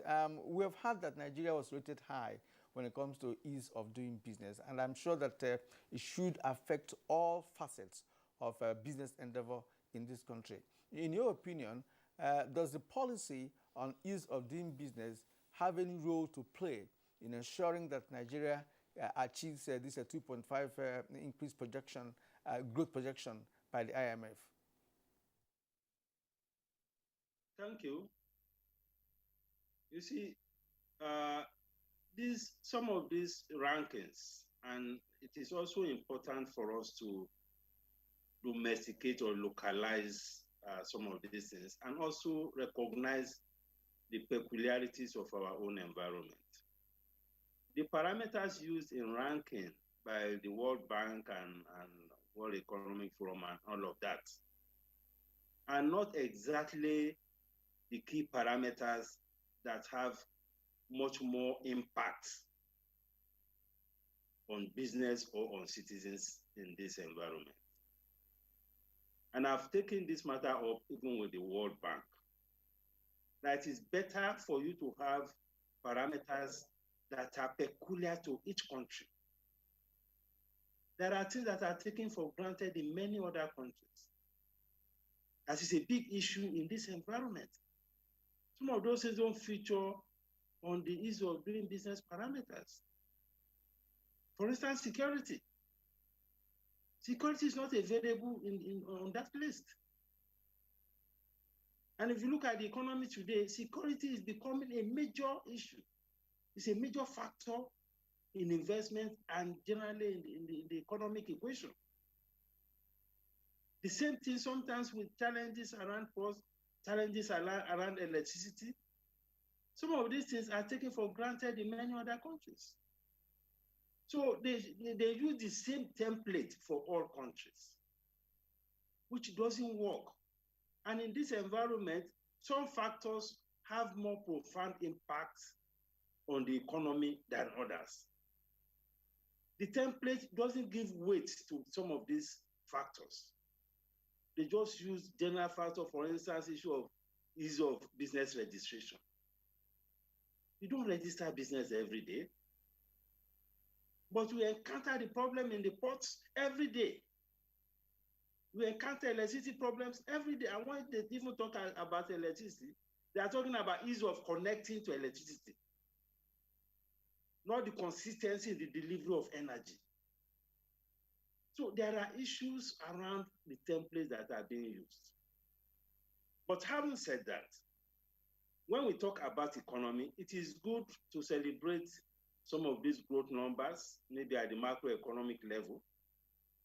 But it's very important, and even more important, to connect this to first investment, second to welfare, as other speakers have said. And going forward, my view is that in order to scale up the confidence of investors, and when I say investors here, I'm not talking just about foreign investors. I'm talking about local investors. I'm talking about SMEs. I'm talking about multinationals, conglomerates, across board. Because all of them at different levels are bringing significant value to this economy. But if they don't have confidence, the economy will continue to go down irrespective of what growth numbers we are posting. So we need to bring confidence around issues of the foreign exchange market. Because I keep saying this, it is important both for inflows and for outflows. Because no economy is an island. So my view is that the CBN needs to go back to the drawing board to look at this foreign exchange policy so that the kind of cries that we are hearing from manufacturers will put an end to it. Secondly, we need to focus more on our ports. There have been various efforts to reform the ports, but we are not making progress. We are still on the same spot, as it were. So we need very strong political will, and we don't want to see players in the ports that are looking as if they are untouchables, that cannot be regulated, that are getting away with all sorts of things in the name of either chasing revenue or in the name of just being a concessionaire or all of this. And this has to cut across all the players in the ports. Whether we are talking about shipping companies, we are talking about the customs, we are talking about regulators in the port, we are talking about terminal operators. All of these agencies, we need to get them to do things that will promote growth and investment. The bottom line should not only be revenue or profit. The bottom line should be what impact are they making on the growth of investment in this environment. Because if you don't have investment, we cannot create jobs. If you don't have investment, government revenue too cannot improve. Because ideally, revenue should be coming from tax, not necessarily from oil all the time. But if the business are not doing well, how can the tax revenue grow? So these issues are important, and the issue of security is very, very important. It's an economic issue, just as a social issue, just as also a humanitarian issue. We need to deal with it firmly. What we are doing so far, we are not getting results yet. And it's affecting the economy in so many ways. So these are the fundamental things. And of course, there are reforms that are ongoing that we need to pursue, reforms around the oil and gas sector, reforms around the electricity sector. Those things are also very important to get this economy going, to instill or to inspire confidence of investors. So those are the things I think we should be looking at so that we can have an economy that is more inclusive and that is more sustainable. What the people in the Northwest, in the North, what they require more is not so much the social investment or the handouts. What they require more is an environment that will allow them to go back to the farms and contribute to the economy. That is what they need. And that is where the emphasis should be from the economic point of view. Dr. Muda Yusuf, I'm tempted to stay with you because, again, you have raised some issues that I would like you to further clarify. The most casual observer cannot fail to notice that usually two major triggers for inflationary pressure in the economy, Forex and fuel price increase. Now, when we were in a recession in 2016, the central bank, through its own monetary policy intervention, introduced a number of measures, including the placement of some 41 or so items on the prohibition list in terms of access to forex. But we have seen, since we exited recession, and particularly in the face of the pandemic and in recent months, how the exchange rate has become somewhat volatile. And you're saying that government needs to do something, or rather the monetary authorities will need to do something about the crisis in the FX market. What would you like to see done in the first instance? Well, the point is this. What we have now is something like an administrative allocation of forex, which is an issue for many of us. Because when you have scarcity and you administratively allocate, you are going to have a crisis on your hand. It's like managing a price control environment. It has never worked in this system, especially when there is scarcity. Secondly, is the fact that when you have these multiple windows, it attracts a lot of people I would call parasites and brokers into the foreign exchange market. Because these people are in the foreign exchange equation, not so much because they have any direct need for foreign exchange, either to import raw materials or import equipment, but because they are in the system to take advantage of the premium that exists between the multiple windows. So this is why we are saying that it is better to, as much as possible, collapse all these windows so that we don't have multiple windows where we will be shopping from one window to the other. I must admit that there has been some progress in trying to narrow this down, but we need to do a lot more. And we also need to revisit this idea of, exclusion lists, moving some people out of the market and all of that. That is also creating a whole lot of distortions. Because if in our import prohibition list, some of these things are not prohibited, when we now come to the FX window, they are prohibited. It's a contradiction. Those things create confusion in the economy. We have the fiscal authority, we have the tariff book that listed items that should be prohibited, items that should not come in. Now we have another parallel list from the central bank that is saying that these items cannot come into the foreign exchange market. It's a confusion and it's a contradiction. We need to align these things properly. Then we need to have policies that will attract a lot more inflows into the economy. If there is an uncertainty in the forex market, the inflows that will come, either from foreign direct investment, from foreign inflows, portfolio inflows, from diaspora remittances, from export proceeds, those inflows will not come through the normal channel. So if we clear all of these uncertainties and make the system a lot more transparent, these inflows will come properly into the system. And that will also help the supply side. Because when we are talking about forex, it's not just about people going to buy forex or import things. It's also about people who want to bring in the forex into the economy. We have to put incentives on the table. The CBN are taking one such step, which is good, which is about this dollar to naira something for diaspora remittances. That is one good step. But the CBN should go further than that and make sure that we expand this kind of incentives to other forms of inflows so that this money can come in, so that we are dealing both with the supply side and we're also dealing with the demand side, so that we don't over-concentrate on the demand side of the equation. So those are the kind of things we like to see. All right, Dr. Muda Yusuf, actually, you seem to have a lot of pertinent issues, concerning the policies of government towards making things easier for the business community in this country. And I want to believe that there should be another forum, where you could present some of these things I've mentioned here, this morning, because they're very, very important and pertinent. Of course, we're all looking forward to seeing that we even not just to get to the 2.5% growth, but to surpass it. But from all you have mentioned here, there seem to be a lot of uncertainties along the line that could be, taken care of perhaps in other fora. We want to thank you immensely for your contribution this morning on Good Morning Nigeria, and wish you well in all your undertakings. Thank you so much for being here today. Thank you very much. My pleasure. Thank you.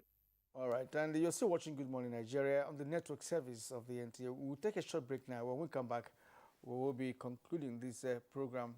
But of course, I'm letting our guests also speak on other issues remaining for us to call it a day on this show today. Stay with us. The counsel of our fathers. I will urge and advise our younger generation to use talent and brain to sort out problems, not arms. Nigerian youths, let's build our nation together.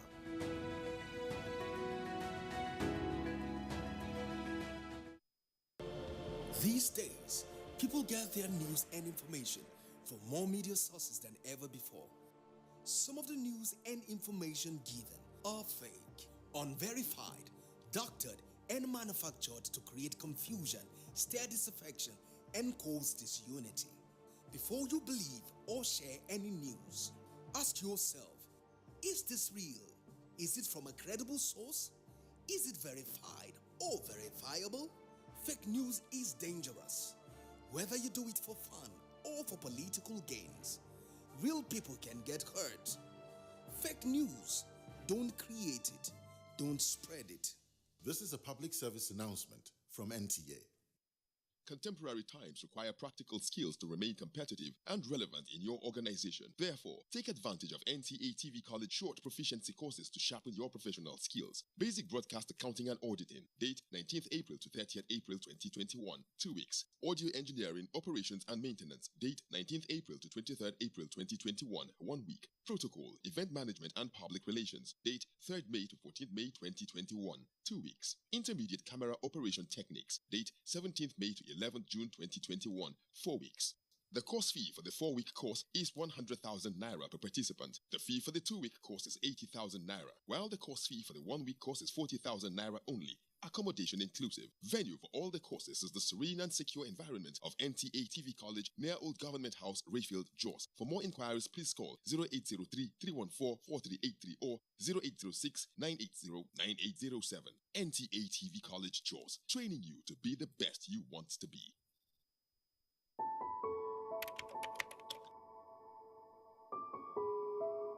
My name is Dr. Faisal Shuaib. I am the Executive Director and Chief Executive Officer of the National Primary Healthcare Development Agency. Earlier today, I took my first shot of the AstraZeneca vaccine. Despite all of the delays, all of the doubts, here we are, Nigerians can finally access the vaccines. I hope that Nigerians will come out and get this vaccine because these vaccines are safe, they are effective, and they truly work.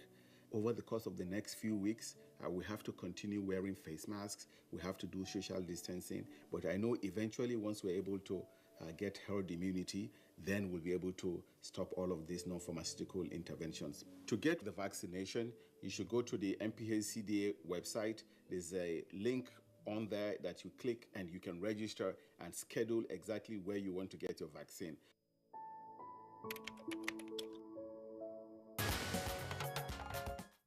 All right, you're welcome back, and it's still Good Morning Nigeria, live on NTA's network service. Let's bring in again Professor Uche Waleke with regard to some of the critical issues that we'll need to discuss in terms of the non-oil sectors that we can encourage to facilitate growth. Agriculture, telecoms, we saw that those were the primary drivers in helping us exit the recession in 2020. Earlier than had been anticipated. But we also saw the critical role that solid minerals played in the past. Throughout the recession period of 2016 to 2017 or thereabout, agriculture and solid minerals were driving the fundamentals, the numbers of our GDP. But in recent times, solid minerals has fallen off. There's been an embargo on mining in some parts of the country on account of insecurity. And we have also seen some hazards with regard to agriculture. Let's forget the policies that are in place. But how is security likely going to be a factor? Of course, we are seeing also what some state governments are doing, what the military is also doing, and what the police authorities are also trying to do. Can we, in aggregate terms, when all of these begin to yield results, expect more salutary outcomes from, say, agriculture and solid minerals? Yeah, Kinsley, the issue of insecurity cannot be overemphasized. The fact that food inflation it's as high as 21.7% today is largely attributed to the insecurity in many parts of the country, especially the food belt regions. Insecurity is also partly responsible for the drop we had in capital importation in the country in 2020. Capital importation in the country was around $9 billion. Compare that to over $20 billion, the year before that. So insecurity is a problem, and that's why I think it's time that something was done about it. And in my view, I would recommend that this issue. Recently, we've seen regions now trying to set up their own security outfit. The latest being the Southeast region. I think it's time we took a look at the issue of state police. I think state police will go a long way to solve the problem of insecurity. But having said that, let me quickly make my recommendations before time runs out. Now, if the target of 2.5% projection by the IMF, if it must be met, then on the fiscal side, of course, we've talked about insecurity. Insecurity has to be tackled, and it's also important that the government, pays attention to the quality of fiscal deficit, the quality of, the borrowings that we're making. If you look at the, numbers by the Debt Management Office, okay, the domestic instruments, for raising, loans by the federal government, the FGN bonds represent over 70%, of that. The real infrastructure, bonds, the real money that is borrowed for purposes of infrastructure, okay, talking about Sukuk and Grey bonds, is less than 3%. Okay, so that has to be looked into.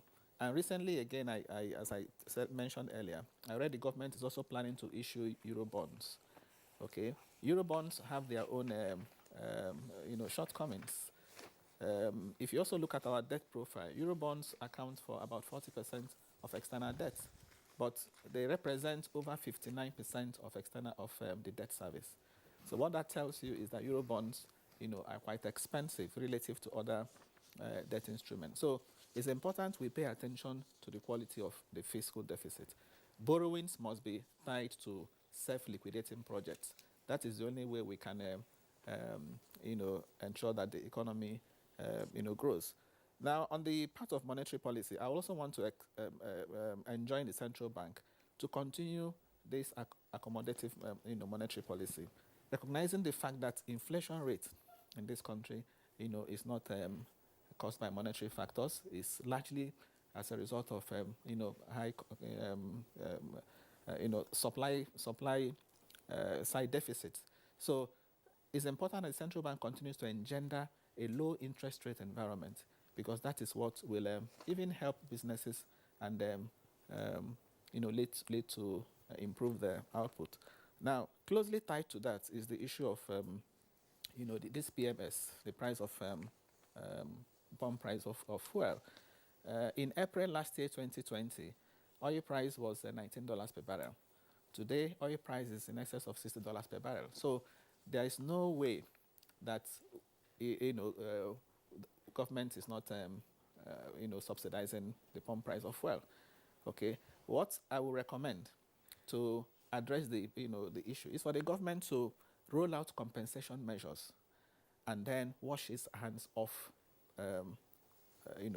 subsidy, because it has been proven that the richest 20% of households, consume 6 times more fuel than the poorest 20% of households. So fuel subsidy is regressive, no matter how we look at it. It's important the government, washes its hands off fuel subsidy, but puts in place compensation measures that will, directly affect the poor. Now, on the issue of forex, it is the practicality of the suggestion made that I'm looking at. The 2021 budget has been based on $379 per barrel. There are dollar-denominated components of that budget. Now, if you collapse by all exchange rates, and you have exchange rate maybe in the region of 400 and something naira, that will certainly affect the budget. That will also affect even the cost of importing this fuel we're talking about, because it also means that the pump price of fuel, will be a lot higher than where it is today. So it is the practicality of that happening, and that's why what has to happen is a gradual approach, is a multi-stage approach, to unification of exchange rate. There's no doubt at all that a unified exchange rate has a lot of merit, Professor but that can't happen overnight. We would like to thank you for all this analysis. As a matter of fact, the complexity of it all is what will actually make governments to step up in terms of managerial capacity of the entire economic environment of this country. From all you have said this morning, it does appear that we need to do a lot more job, with respect to the management of the nation's economy. I'd like to bring Yushau Aliyu here to come with your closing thoughts. So with respect to all the issues that we have raised, with respect to the, getting the 2.5% growth or even surpassing it as a nation, considering all the uncertainties, considering all the policies, physical and monetary, and what have you. I would like to commend the central bank and also to urge the central bank to continue to apply sense in taking these stabilization measures that is stabilizing the income of small and medium enterprises, and at the same time also to call on the Minister of Petroleum Resources under President Buhari that we need a capacity to continue to produce locally our refined product so that our industries can work. And at the same time, there is no economy that will record prosperity. Every Nigerian needs energy, and this energy is highly deficient. There is need to have a proper tariff, and at the same time to have proper production to attend to the requirement of domestic economy, especially the household. All right. Thank you very much, Yushua. We have some tweets. Let's just go over these tweets quickly. Kirian. Festus Akimboyewa, the IMF revised Nigeria's economic growth upwards, shows we're on the right economic path. But while the risk of COVID-19 has reduced in Nigeria, other risks, especially insecurity, still exist. Governments, therefore, should allow the private sector to lead the growth, while at the same time do all it can to support the growth of our economy by spending more. Delegate Solomon says, based on experience of other countries, embracing more open trade and competition policies would help diversify the economy, reinvigorate growth, and help sustain the positive outlook of recovery, particularly as the African Continental Free Trade Area takes effect. Suleiman Babagana, economic growth projection by the IMF in a positive direction is a yardstick that the policies of the country are indeed commendable, but its impact on the common man leaves much to be desired. Therefore, social inclusion in policies is required. Balanoga, every organization can issue out their received report about any nation. The fact is, it will be foolhardy to constantly live by reports of others. This means we don't have a mind of our own. What is our own agreed projection report outside external bodies? Steve Bond 007, it's all on paper. The man on the street can't feel it. A sachet of pure water is now 15 naira. Where are they selling 15 naira? I don't know actually. Law I foresee. Yes. Nigeria should not be perturbed by Bretton Woods institutions like the IMF. Our concerns should be on how to fix the economy by encouraging production, which would ensure employment and reduce taxation on SMEs. All right, so those are the twists that we can accommodate this morning. On that note, we'd like to appreciate our guest, Professor Uche Waleke, who is a professor of capital markets and president of the Capital Markets Academics of Nigeria. Prof, delight having you this morning. Thank you. Yushao Aliu, financial analyst, we appreciate your being around with us this morning. Earlier, we signed off the Director General of the Lagos Chamber of Commerce and Industry, Dr. Muda Yusuf. So, that's it for us today on Good Morning Nigeria. We'd like to thank you for tuning in. The program returns same time tomorrow, 7 in the morning. Until then, you take care of yourself. I'm Kingsley Osadolo. And I'm Kirian Umayo. Thanks for watching.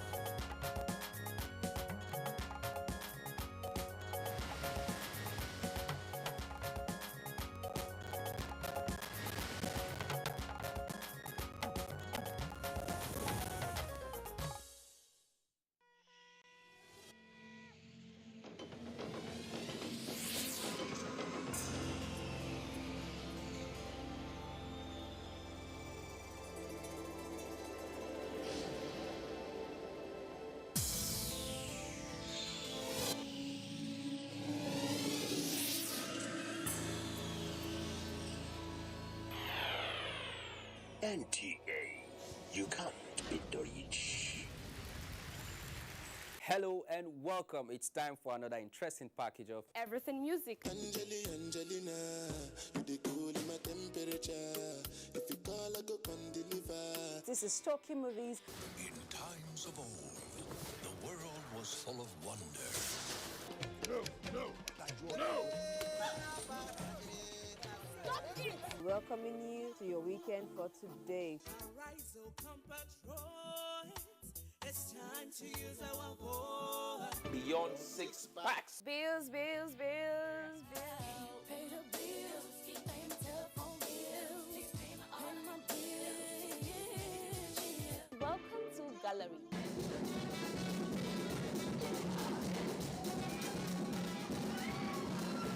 Me and my paddies. London for what? London for medicine. Medicine for what? Medicine for coffee. Are you sickness? To our illness.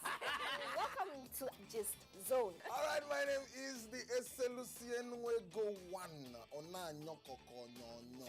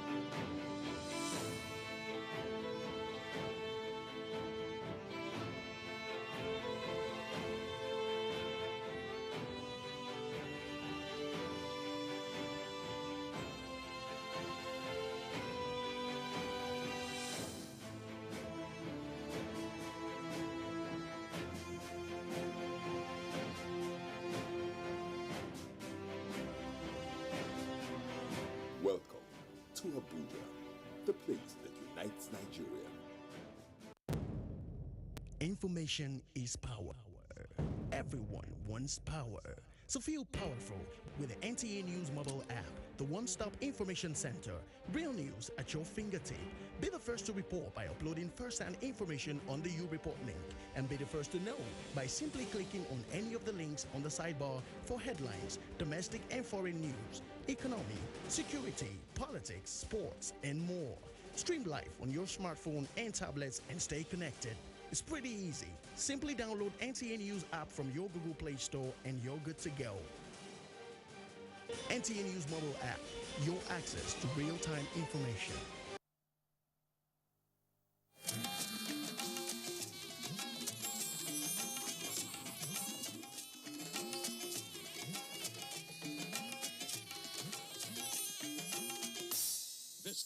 network service of the NTA.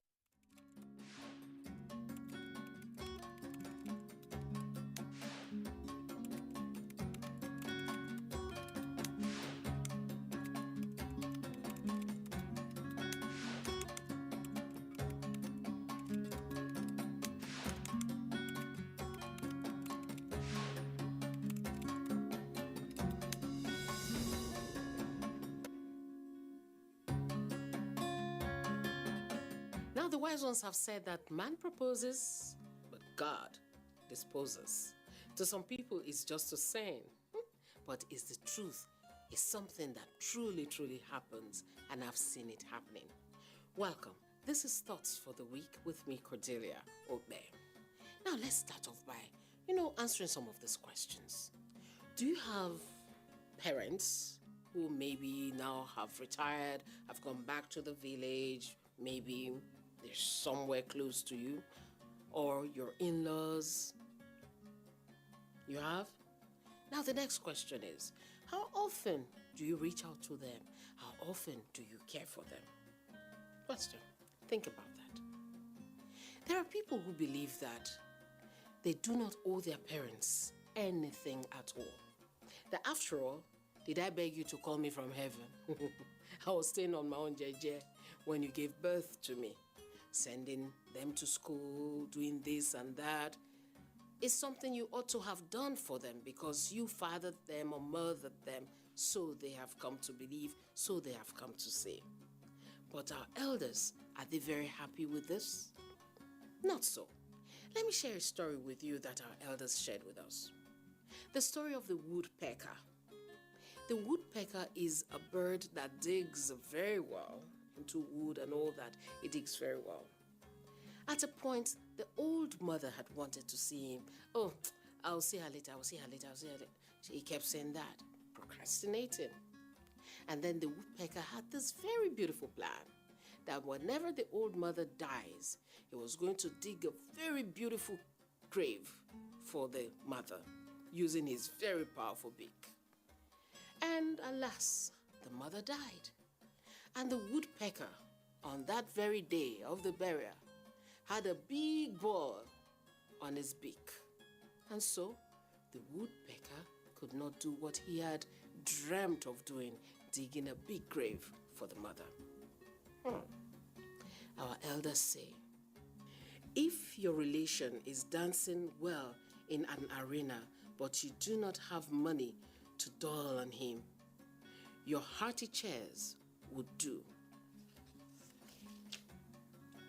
Put simply, you may not have much to give to your parents right now, but your encouragement, talking to them, talking with them, visiting them when you can, would go a long way. It would be like you are cheering them on for all the work they've done.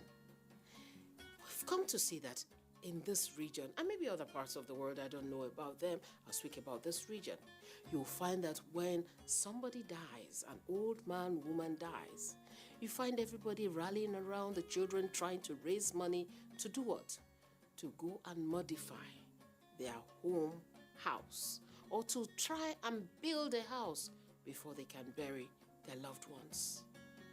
That can be very painful, especially maybe when they were alive, you didn't do anything at all for them.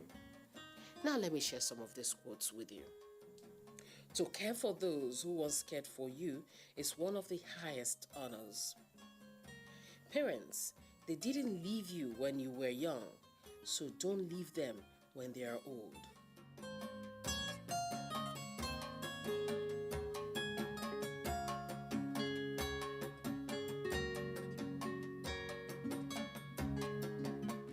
So, our thoughts for the week.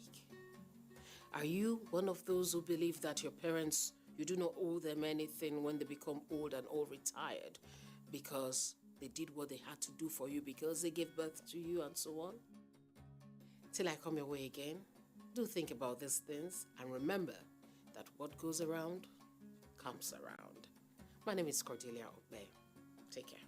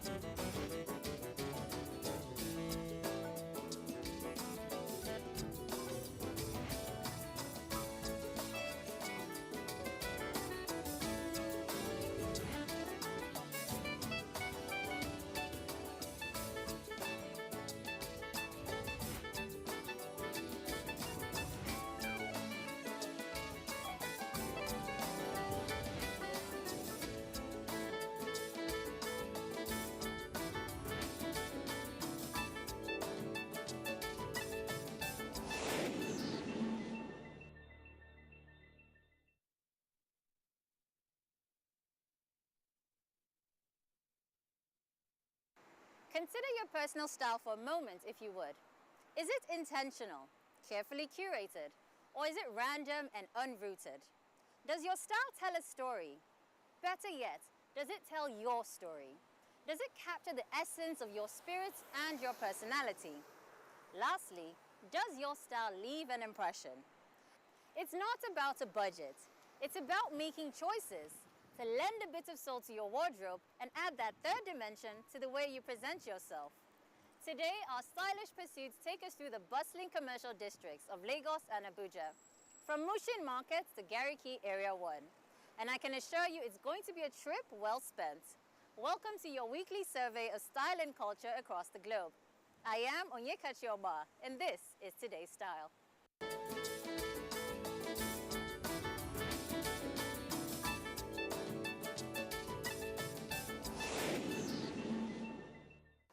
Can an intentional choice of footwear make a real impact? One enterprising designer certainly thinks so. The young CEO behind our featured collection today is bringing a refreshing perspective to the shoe game.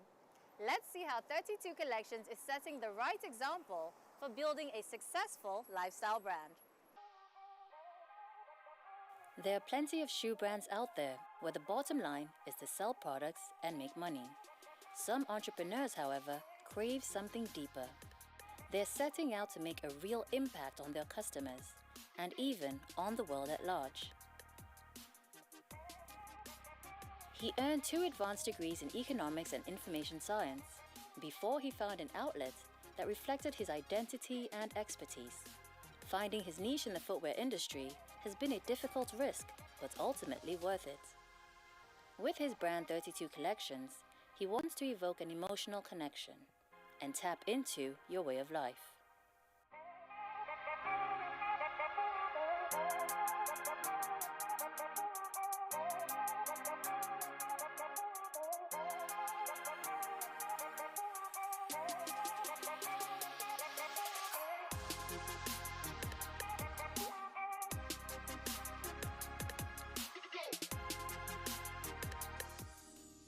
The brand's appeal lies in its simplicity.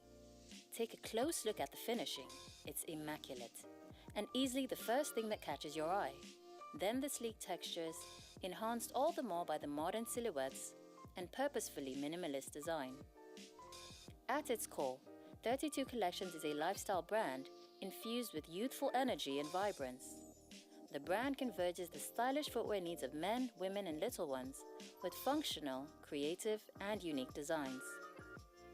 I got curious about how the process was going to be, shoemaking, making slippers, sandals. So I spoke to my friend that was already in the business, and he introduced me to 1 or 2 guys in Mushin.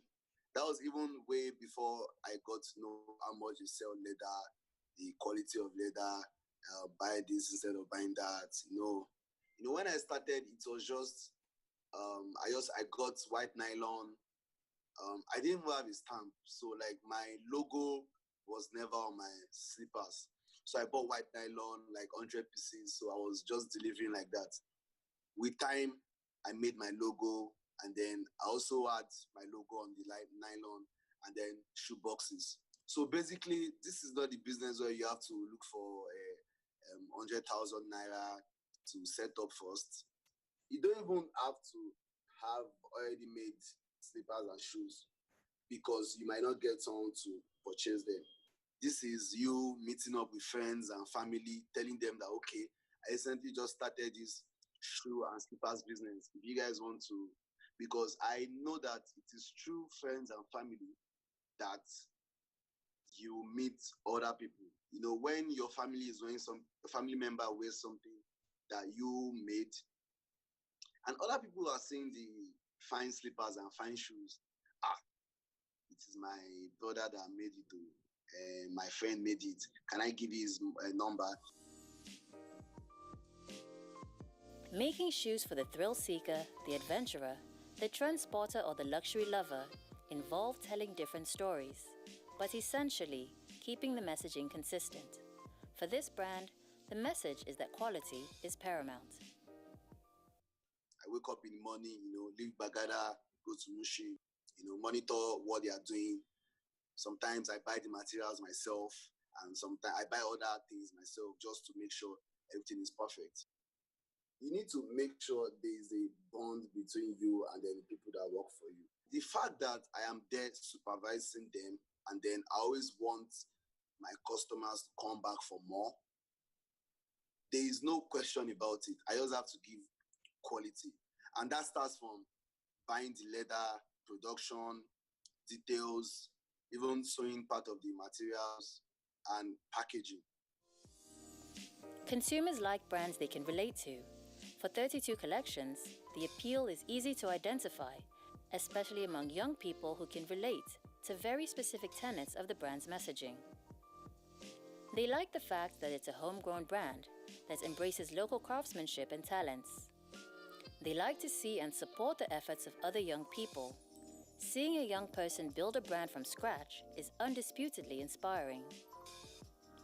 In an industry of machines and mass production, it's endearing to find a brand that brings back that handmade authenticity and allows customization to incorporate their individual tastes. Mushin market is the largest retail leather market in Nigeria. I already have like 2 to 3 people that I buy from, and these are people that guarantee you the best quality. So what I usually do is I go there, I buy the leathers myself just to make sure it's authentic and original. And then I do what we call quality control, sitting with them, supervising. I usually tell people it's not about just slippers looking fine. It's about the work and, the stress and everything it has taken to, produce that particular design. I can make a slippers and another shoemaker will make his own. And then in my case, I'm putting a little bit extra design so that when people see them wearing it, you can say, who is your plug? So you have customers or you have random people eating you up with their own personal design. I have a friend that wanted to get married last year, August. He said his dad is going to be wearing a shorty. And that was where the idea came up from. I don't mind spending more on buying another, set of leathers or buying something else just to make sure it's unique. 32 Collections credits its success to a deep understanding of its target audience, as well as the versatile wants and styles. Meeting all these needs requires research to evolve existing concepts and to create a culture. I carry out my research on the side. I bring in my own style. I try to know what's trending. I try to kind of integrate my own imagination into, the production of the slippers and the shoes. You need to carry out research, know different types of leather. You need to know what you are into, terminologies. You need to know the names. You need to know different designs. You need to know everything. I had friends that were in the business before me. I was just, always talking to them. How do you do this? How do you do that? And then they just used to, give me their own piece of advice. Thank God for the internet and social media. You see what is in vogue. You see what people are wearing. You see what people are buying more, and you see what you can do to make people, to drive the traffic to your own page.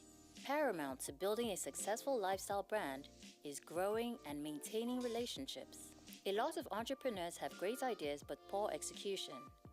For instance, having a great product but not putting enough effort into marketing or interacting with your customer base. Toby can't afford either of these missteps and has put painstaking effort into his social media campaigns, as well as handling all aspects of customer service himself. He sometimes makes in-person deliveries to build a relationship with his customers, a decision that has rewarded him with their loyalty. Customer relation, I do it myself. I talk to them. I try to keep up, check on them. Some I give extra gifts so that they can come back. I even have customers that take screenshots of other people's pages and ask me and say, is this not your design? One of the advantages of delivering yourself is, they actually get to meet you in person and they see that this is someone I can relate with. Every customer is important, regardless of the one buying just one pair, the ones buying 8. Every customer is important. And you need to make sure you give the best. Give them best quality, top-notch packaging, so that they can always come back and then they will tell other people to reach out. Start with the basics. Tell a story. Be relatable. Do your research. Build a community. In just 2 years, 32 Collections Business Blueprint has managed to grasp these fundamental concepts that make or break any business. Products come and go. Trends change every day. But with a unique and inspiring story behind each pair, we have a gut feeling that this brand has the staying power to become a household name. The great thing about executing intentional fashion choices in Nigeria is the instant access to customization. You're scrolling through your social media, walking through your city. You see a striking outfit, a bold bag, a sharp pair of shoes. Everything you're inspired by can be easily made specifically for you, if you know where to go. I discovered that many Nigerians head to the markets to have their footwear made, and I was intrigued by this. So we'll head over now to the Shoemakers Hub at the Area 1 Shopping Center to see the process. It's a brief but illuminating look at the craftsmanship of the local footwear industry.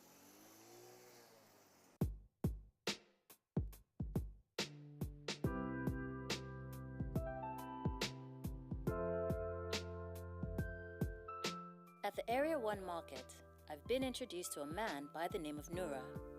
With 10 years of experience in the industry, it's safe to say he knows his work quite well. He tells me that white leather is very on trend right now and has agreed to make me a pair of white leather slippers. We agree on a design. He makes an imprint of my foot, matches it with a template for the perfect fit, and then it's off to work.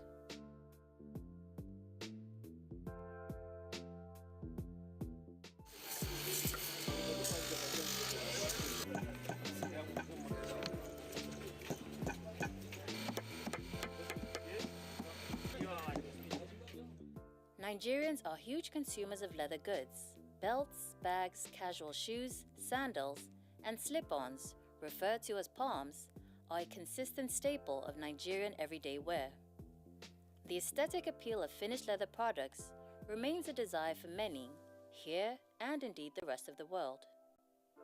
Despite this obvious demand, local finished leather products and locally made footwear are struggling to hit their full potential. That is how we meet it.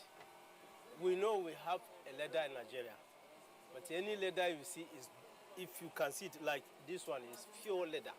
It's our Nigerian leather. But you see, they will take it outside, make it this way, before they bring it back to us, then we buy. So that is the challenge even we have in this leather issue. We have leather, but we don't have any factory, who can do the leather better for us to use. The footwear industry consumes about 54% of leather production globally. Yet, shoemakers say sourcing for leather locally is a task, as a lot of the leather produced at tanneries in Kano and Kaduna is exported to foreign countries. Raw leather produced here gets exported to the likes of Chanel, Gucci, Ralph Lauren, and Louis Vuitton. Instead of going to local leather craftsmen, refined Nigerian leather is then imported and resold domestically at a premium. See the problem? Furthermore, with manual methods, the daily maximum of shoes that can be produced by a single person has a fixed average. Nura, for example, makes about 12 shoes a day. If you watch our product here, anything you see from the first here to the end here, we produce it here. You see, we've been hearing that government are supporting people like us, but we never see the support coming to us yet. We know this government are trying, but seriously, up to now, the support will never reach our hand. Without the necessary infrastructure and support, Nigerian shoemakers and leatherwork producers are unable to amplify local production and grow the sector into self-sustainability. Statistics show that we have witnessed a huge surge in homegrown brands and growing international interest in so many aspects of our culture and creativity are already reshaping the narrative and perception of Africa on the international stage. So why not our craftsmanship? Their craftsmanship is awesome. When you compare what we make, if you give them an American brand or something to mimic, the difference is actually very little. When I started creating my designs myself, I realized that they could actually work with my designs and to my specification. Any designer, sandals or palms or anyhow it comes, from the outside you are talking about, if you bring it down to us here in Area 1, we do it for you exactly. The craftsmen of Area 1 markets may not have the same tools, financing, or powerful marketing as their foreign counterparts, but are quite capable of producing shoes to rival the most sought-after imported products. The promotion and enhancement of our quality craftsmanship means skilled and sustainable job opportunities. It means multiplied value through supply chain support that translates to a viable commercial ecosystem. It means a reshaping of public perception of local brands. The men here hope it will also mean a rebranding of the term locally made to instead connote the workmanship, artistry, passion, and creative expression that they pour into their work. For example, now if somebody wants to come and buy this, he will be calling local made, locally made. If you look at this product, if this thing was finished, you will see it like foreign something. You see, we do better. We can do better than the foreign ones. Because for example, now if you buy my own product, you buy foreign product, I'm sure the foreign product will die leave this my own because I use quality material. Nigeria have quality leather, and this is Nigeria leather. Nigerians are one of the biggest global patrons of foreign goods, but with the current recession, many have begun to look inwards and buy locally. What's the way forward for local industry? How do we improve, enhance, and promote our craft to make significant inroads in the domestic and international markets? Nigeria is a country of incredibly resilient, entrepreneurial people, positioned at the epicenter of so much innovation and creativity. After a few hours, my white leather slippers are ready with some extra embellishments, and I can't wait to show them off. Discovering and encouraging Nigerian craftsmanship is a journey of learning, one of delight, and also great hopes for the future. Ever since social distancing became the norm, I really miss the excitement of red carpet events. And there hasn't been much going on in that regard since the Africa Magic Viewers' Choice Awards held all the way back in March. Now it looks like events are using virtual assistants to bring back the glamour that we've been craving. Let's recap the red carpet at the Vodafone Music Awards held in Ghana quite recently, and then we'll catch up on some headlines.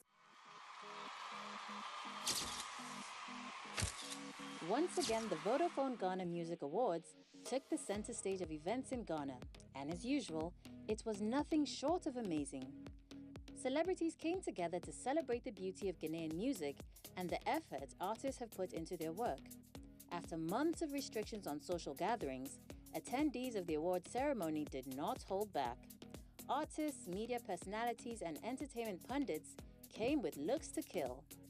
The red carpet had a lot of traffic. These are our top 10 most memorable outfits. The award was hosted gracefully by gorgeous TV personality Sika Osei, whose stunning outfit featured a beaded brocade off-shoulder and a daring slit. As for red carpet host James Gardiner, he kept it classy and dapper in a navy blue tuxedo with black accessories. Regina Van Helvert co-hosted the red carpet in a dress that was glamour in the back, party in the front, with a silk bustier dress that had a flowing floral train. Kwame Eugene took home the night's biggest award in a peach-fitted suit and casual white shoes. Our favorite dress of the night goes to Adina Thembi, who crushed the competition in a strapless ruffled organza with a dramatic Grecian cape sleeve. Now that's how you make a statement. We also loved Kitty's loungewear-inspired outfit, which he paired with simple boots and sunglasses. Shirley Tibia pulled up in bronze-pleated satin, complemented with a matching turban and corset. You can always count on Okiame Kwame to rock an interesting piece, and this time it was a visually engaging neck piece that really stood out. From the headpiece to the ruffles to the bride-worthy train, Lamisi Akuka's emerald green velvet look was quite stunning. Last but not least was Efia Nocturnal, who stepped it up a notch with an electric blue jumpsuit and cape.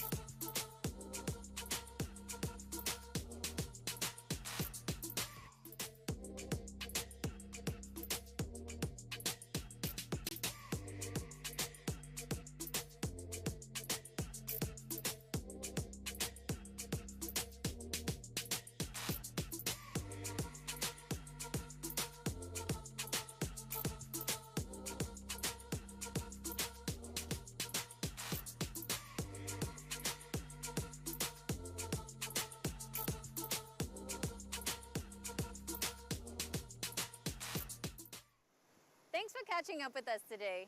You can head over to our social media channels to join the conversation with your comments and feedback.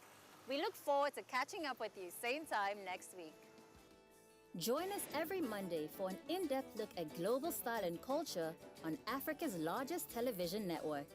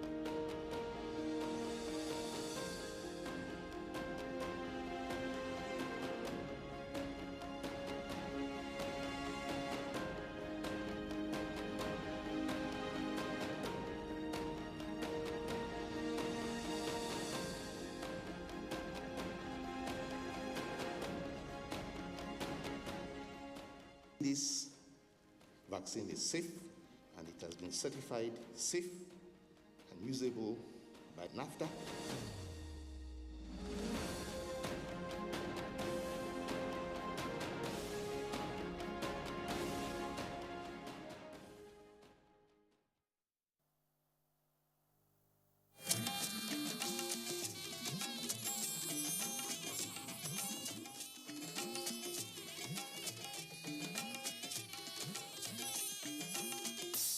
This is the network service of the NTA.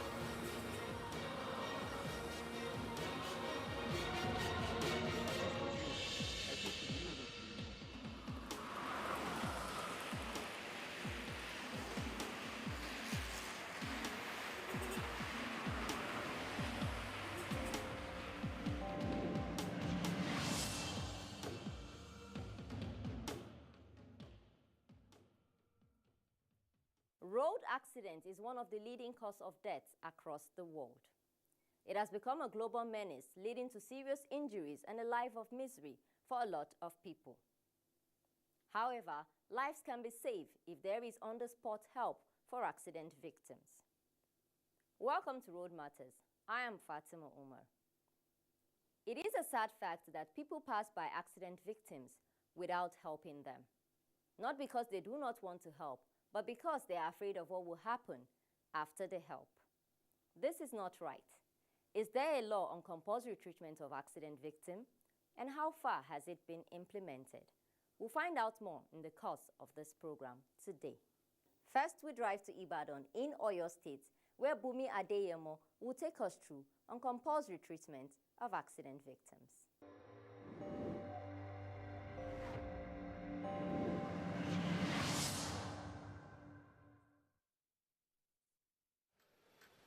It is a common knowledge for hospitals to deny treatment to injured victims without any form of official clearance from police authorities.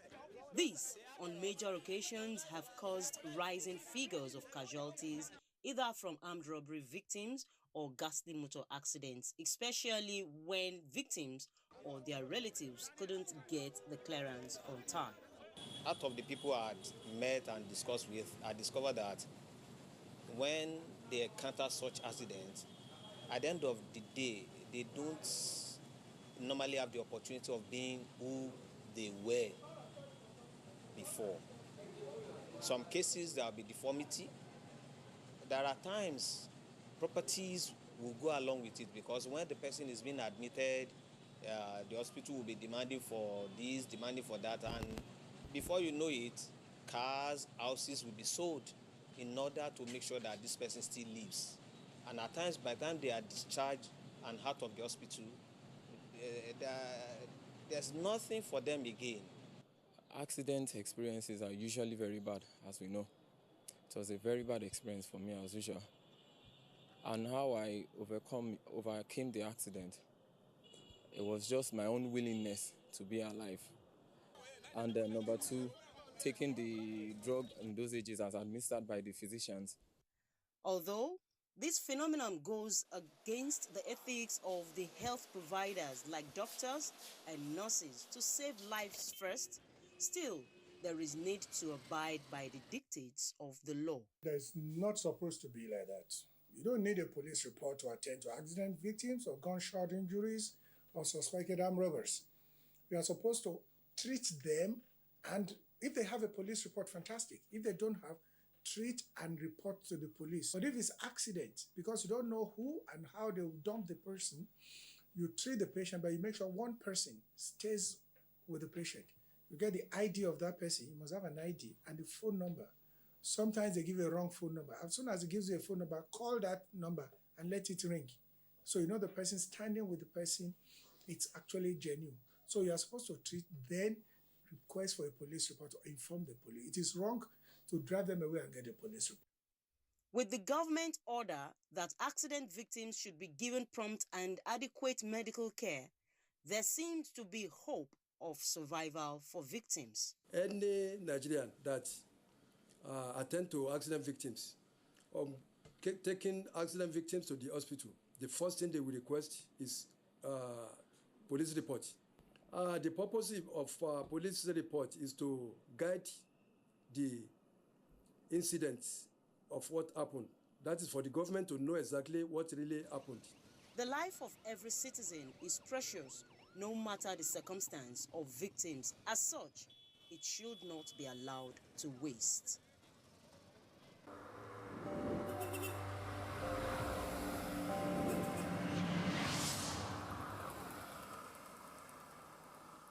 Road accident victims have found it difficult to get prompt medical attention, which has caused hardships and sometimes loss of lives.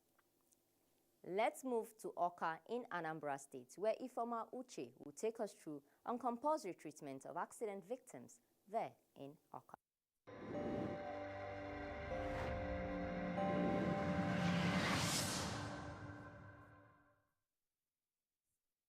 For many decades, road traffic crashes has become an issue of great concern, as it is one of the leadway causes to death globally.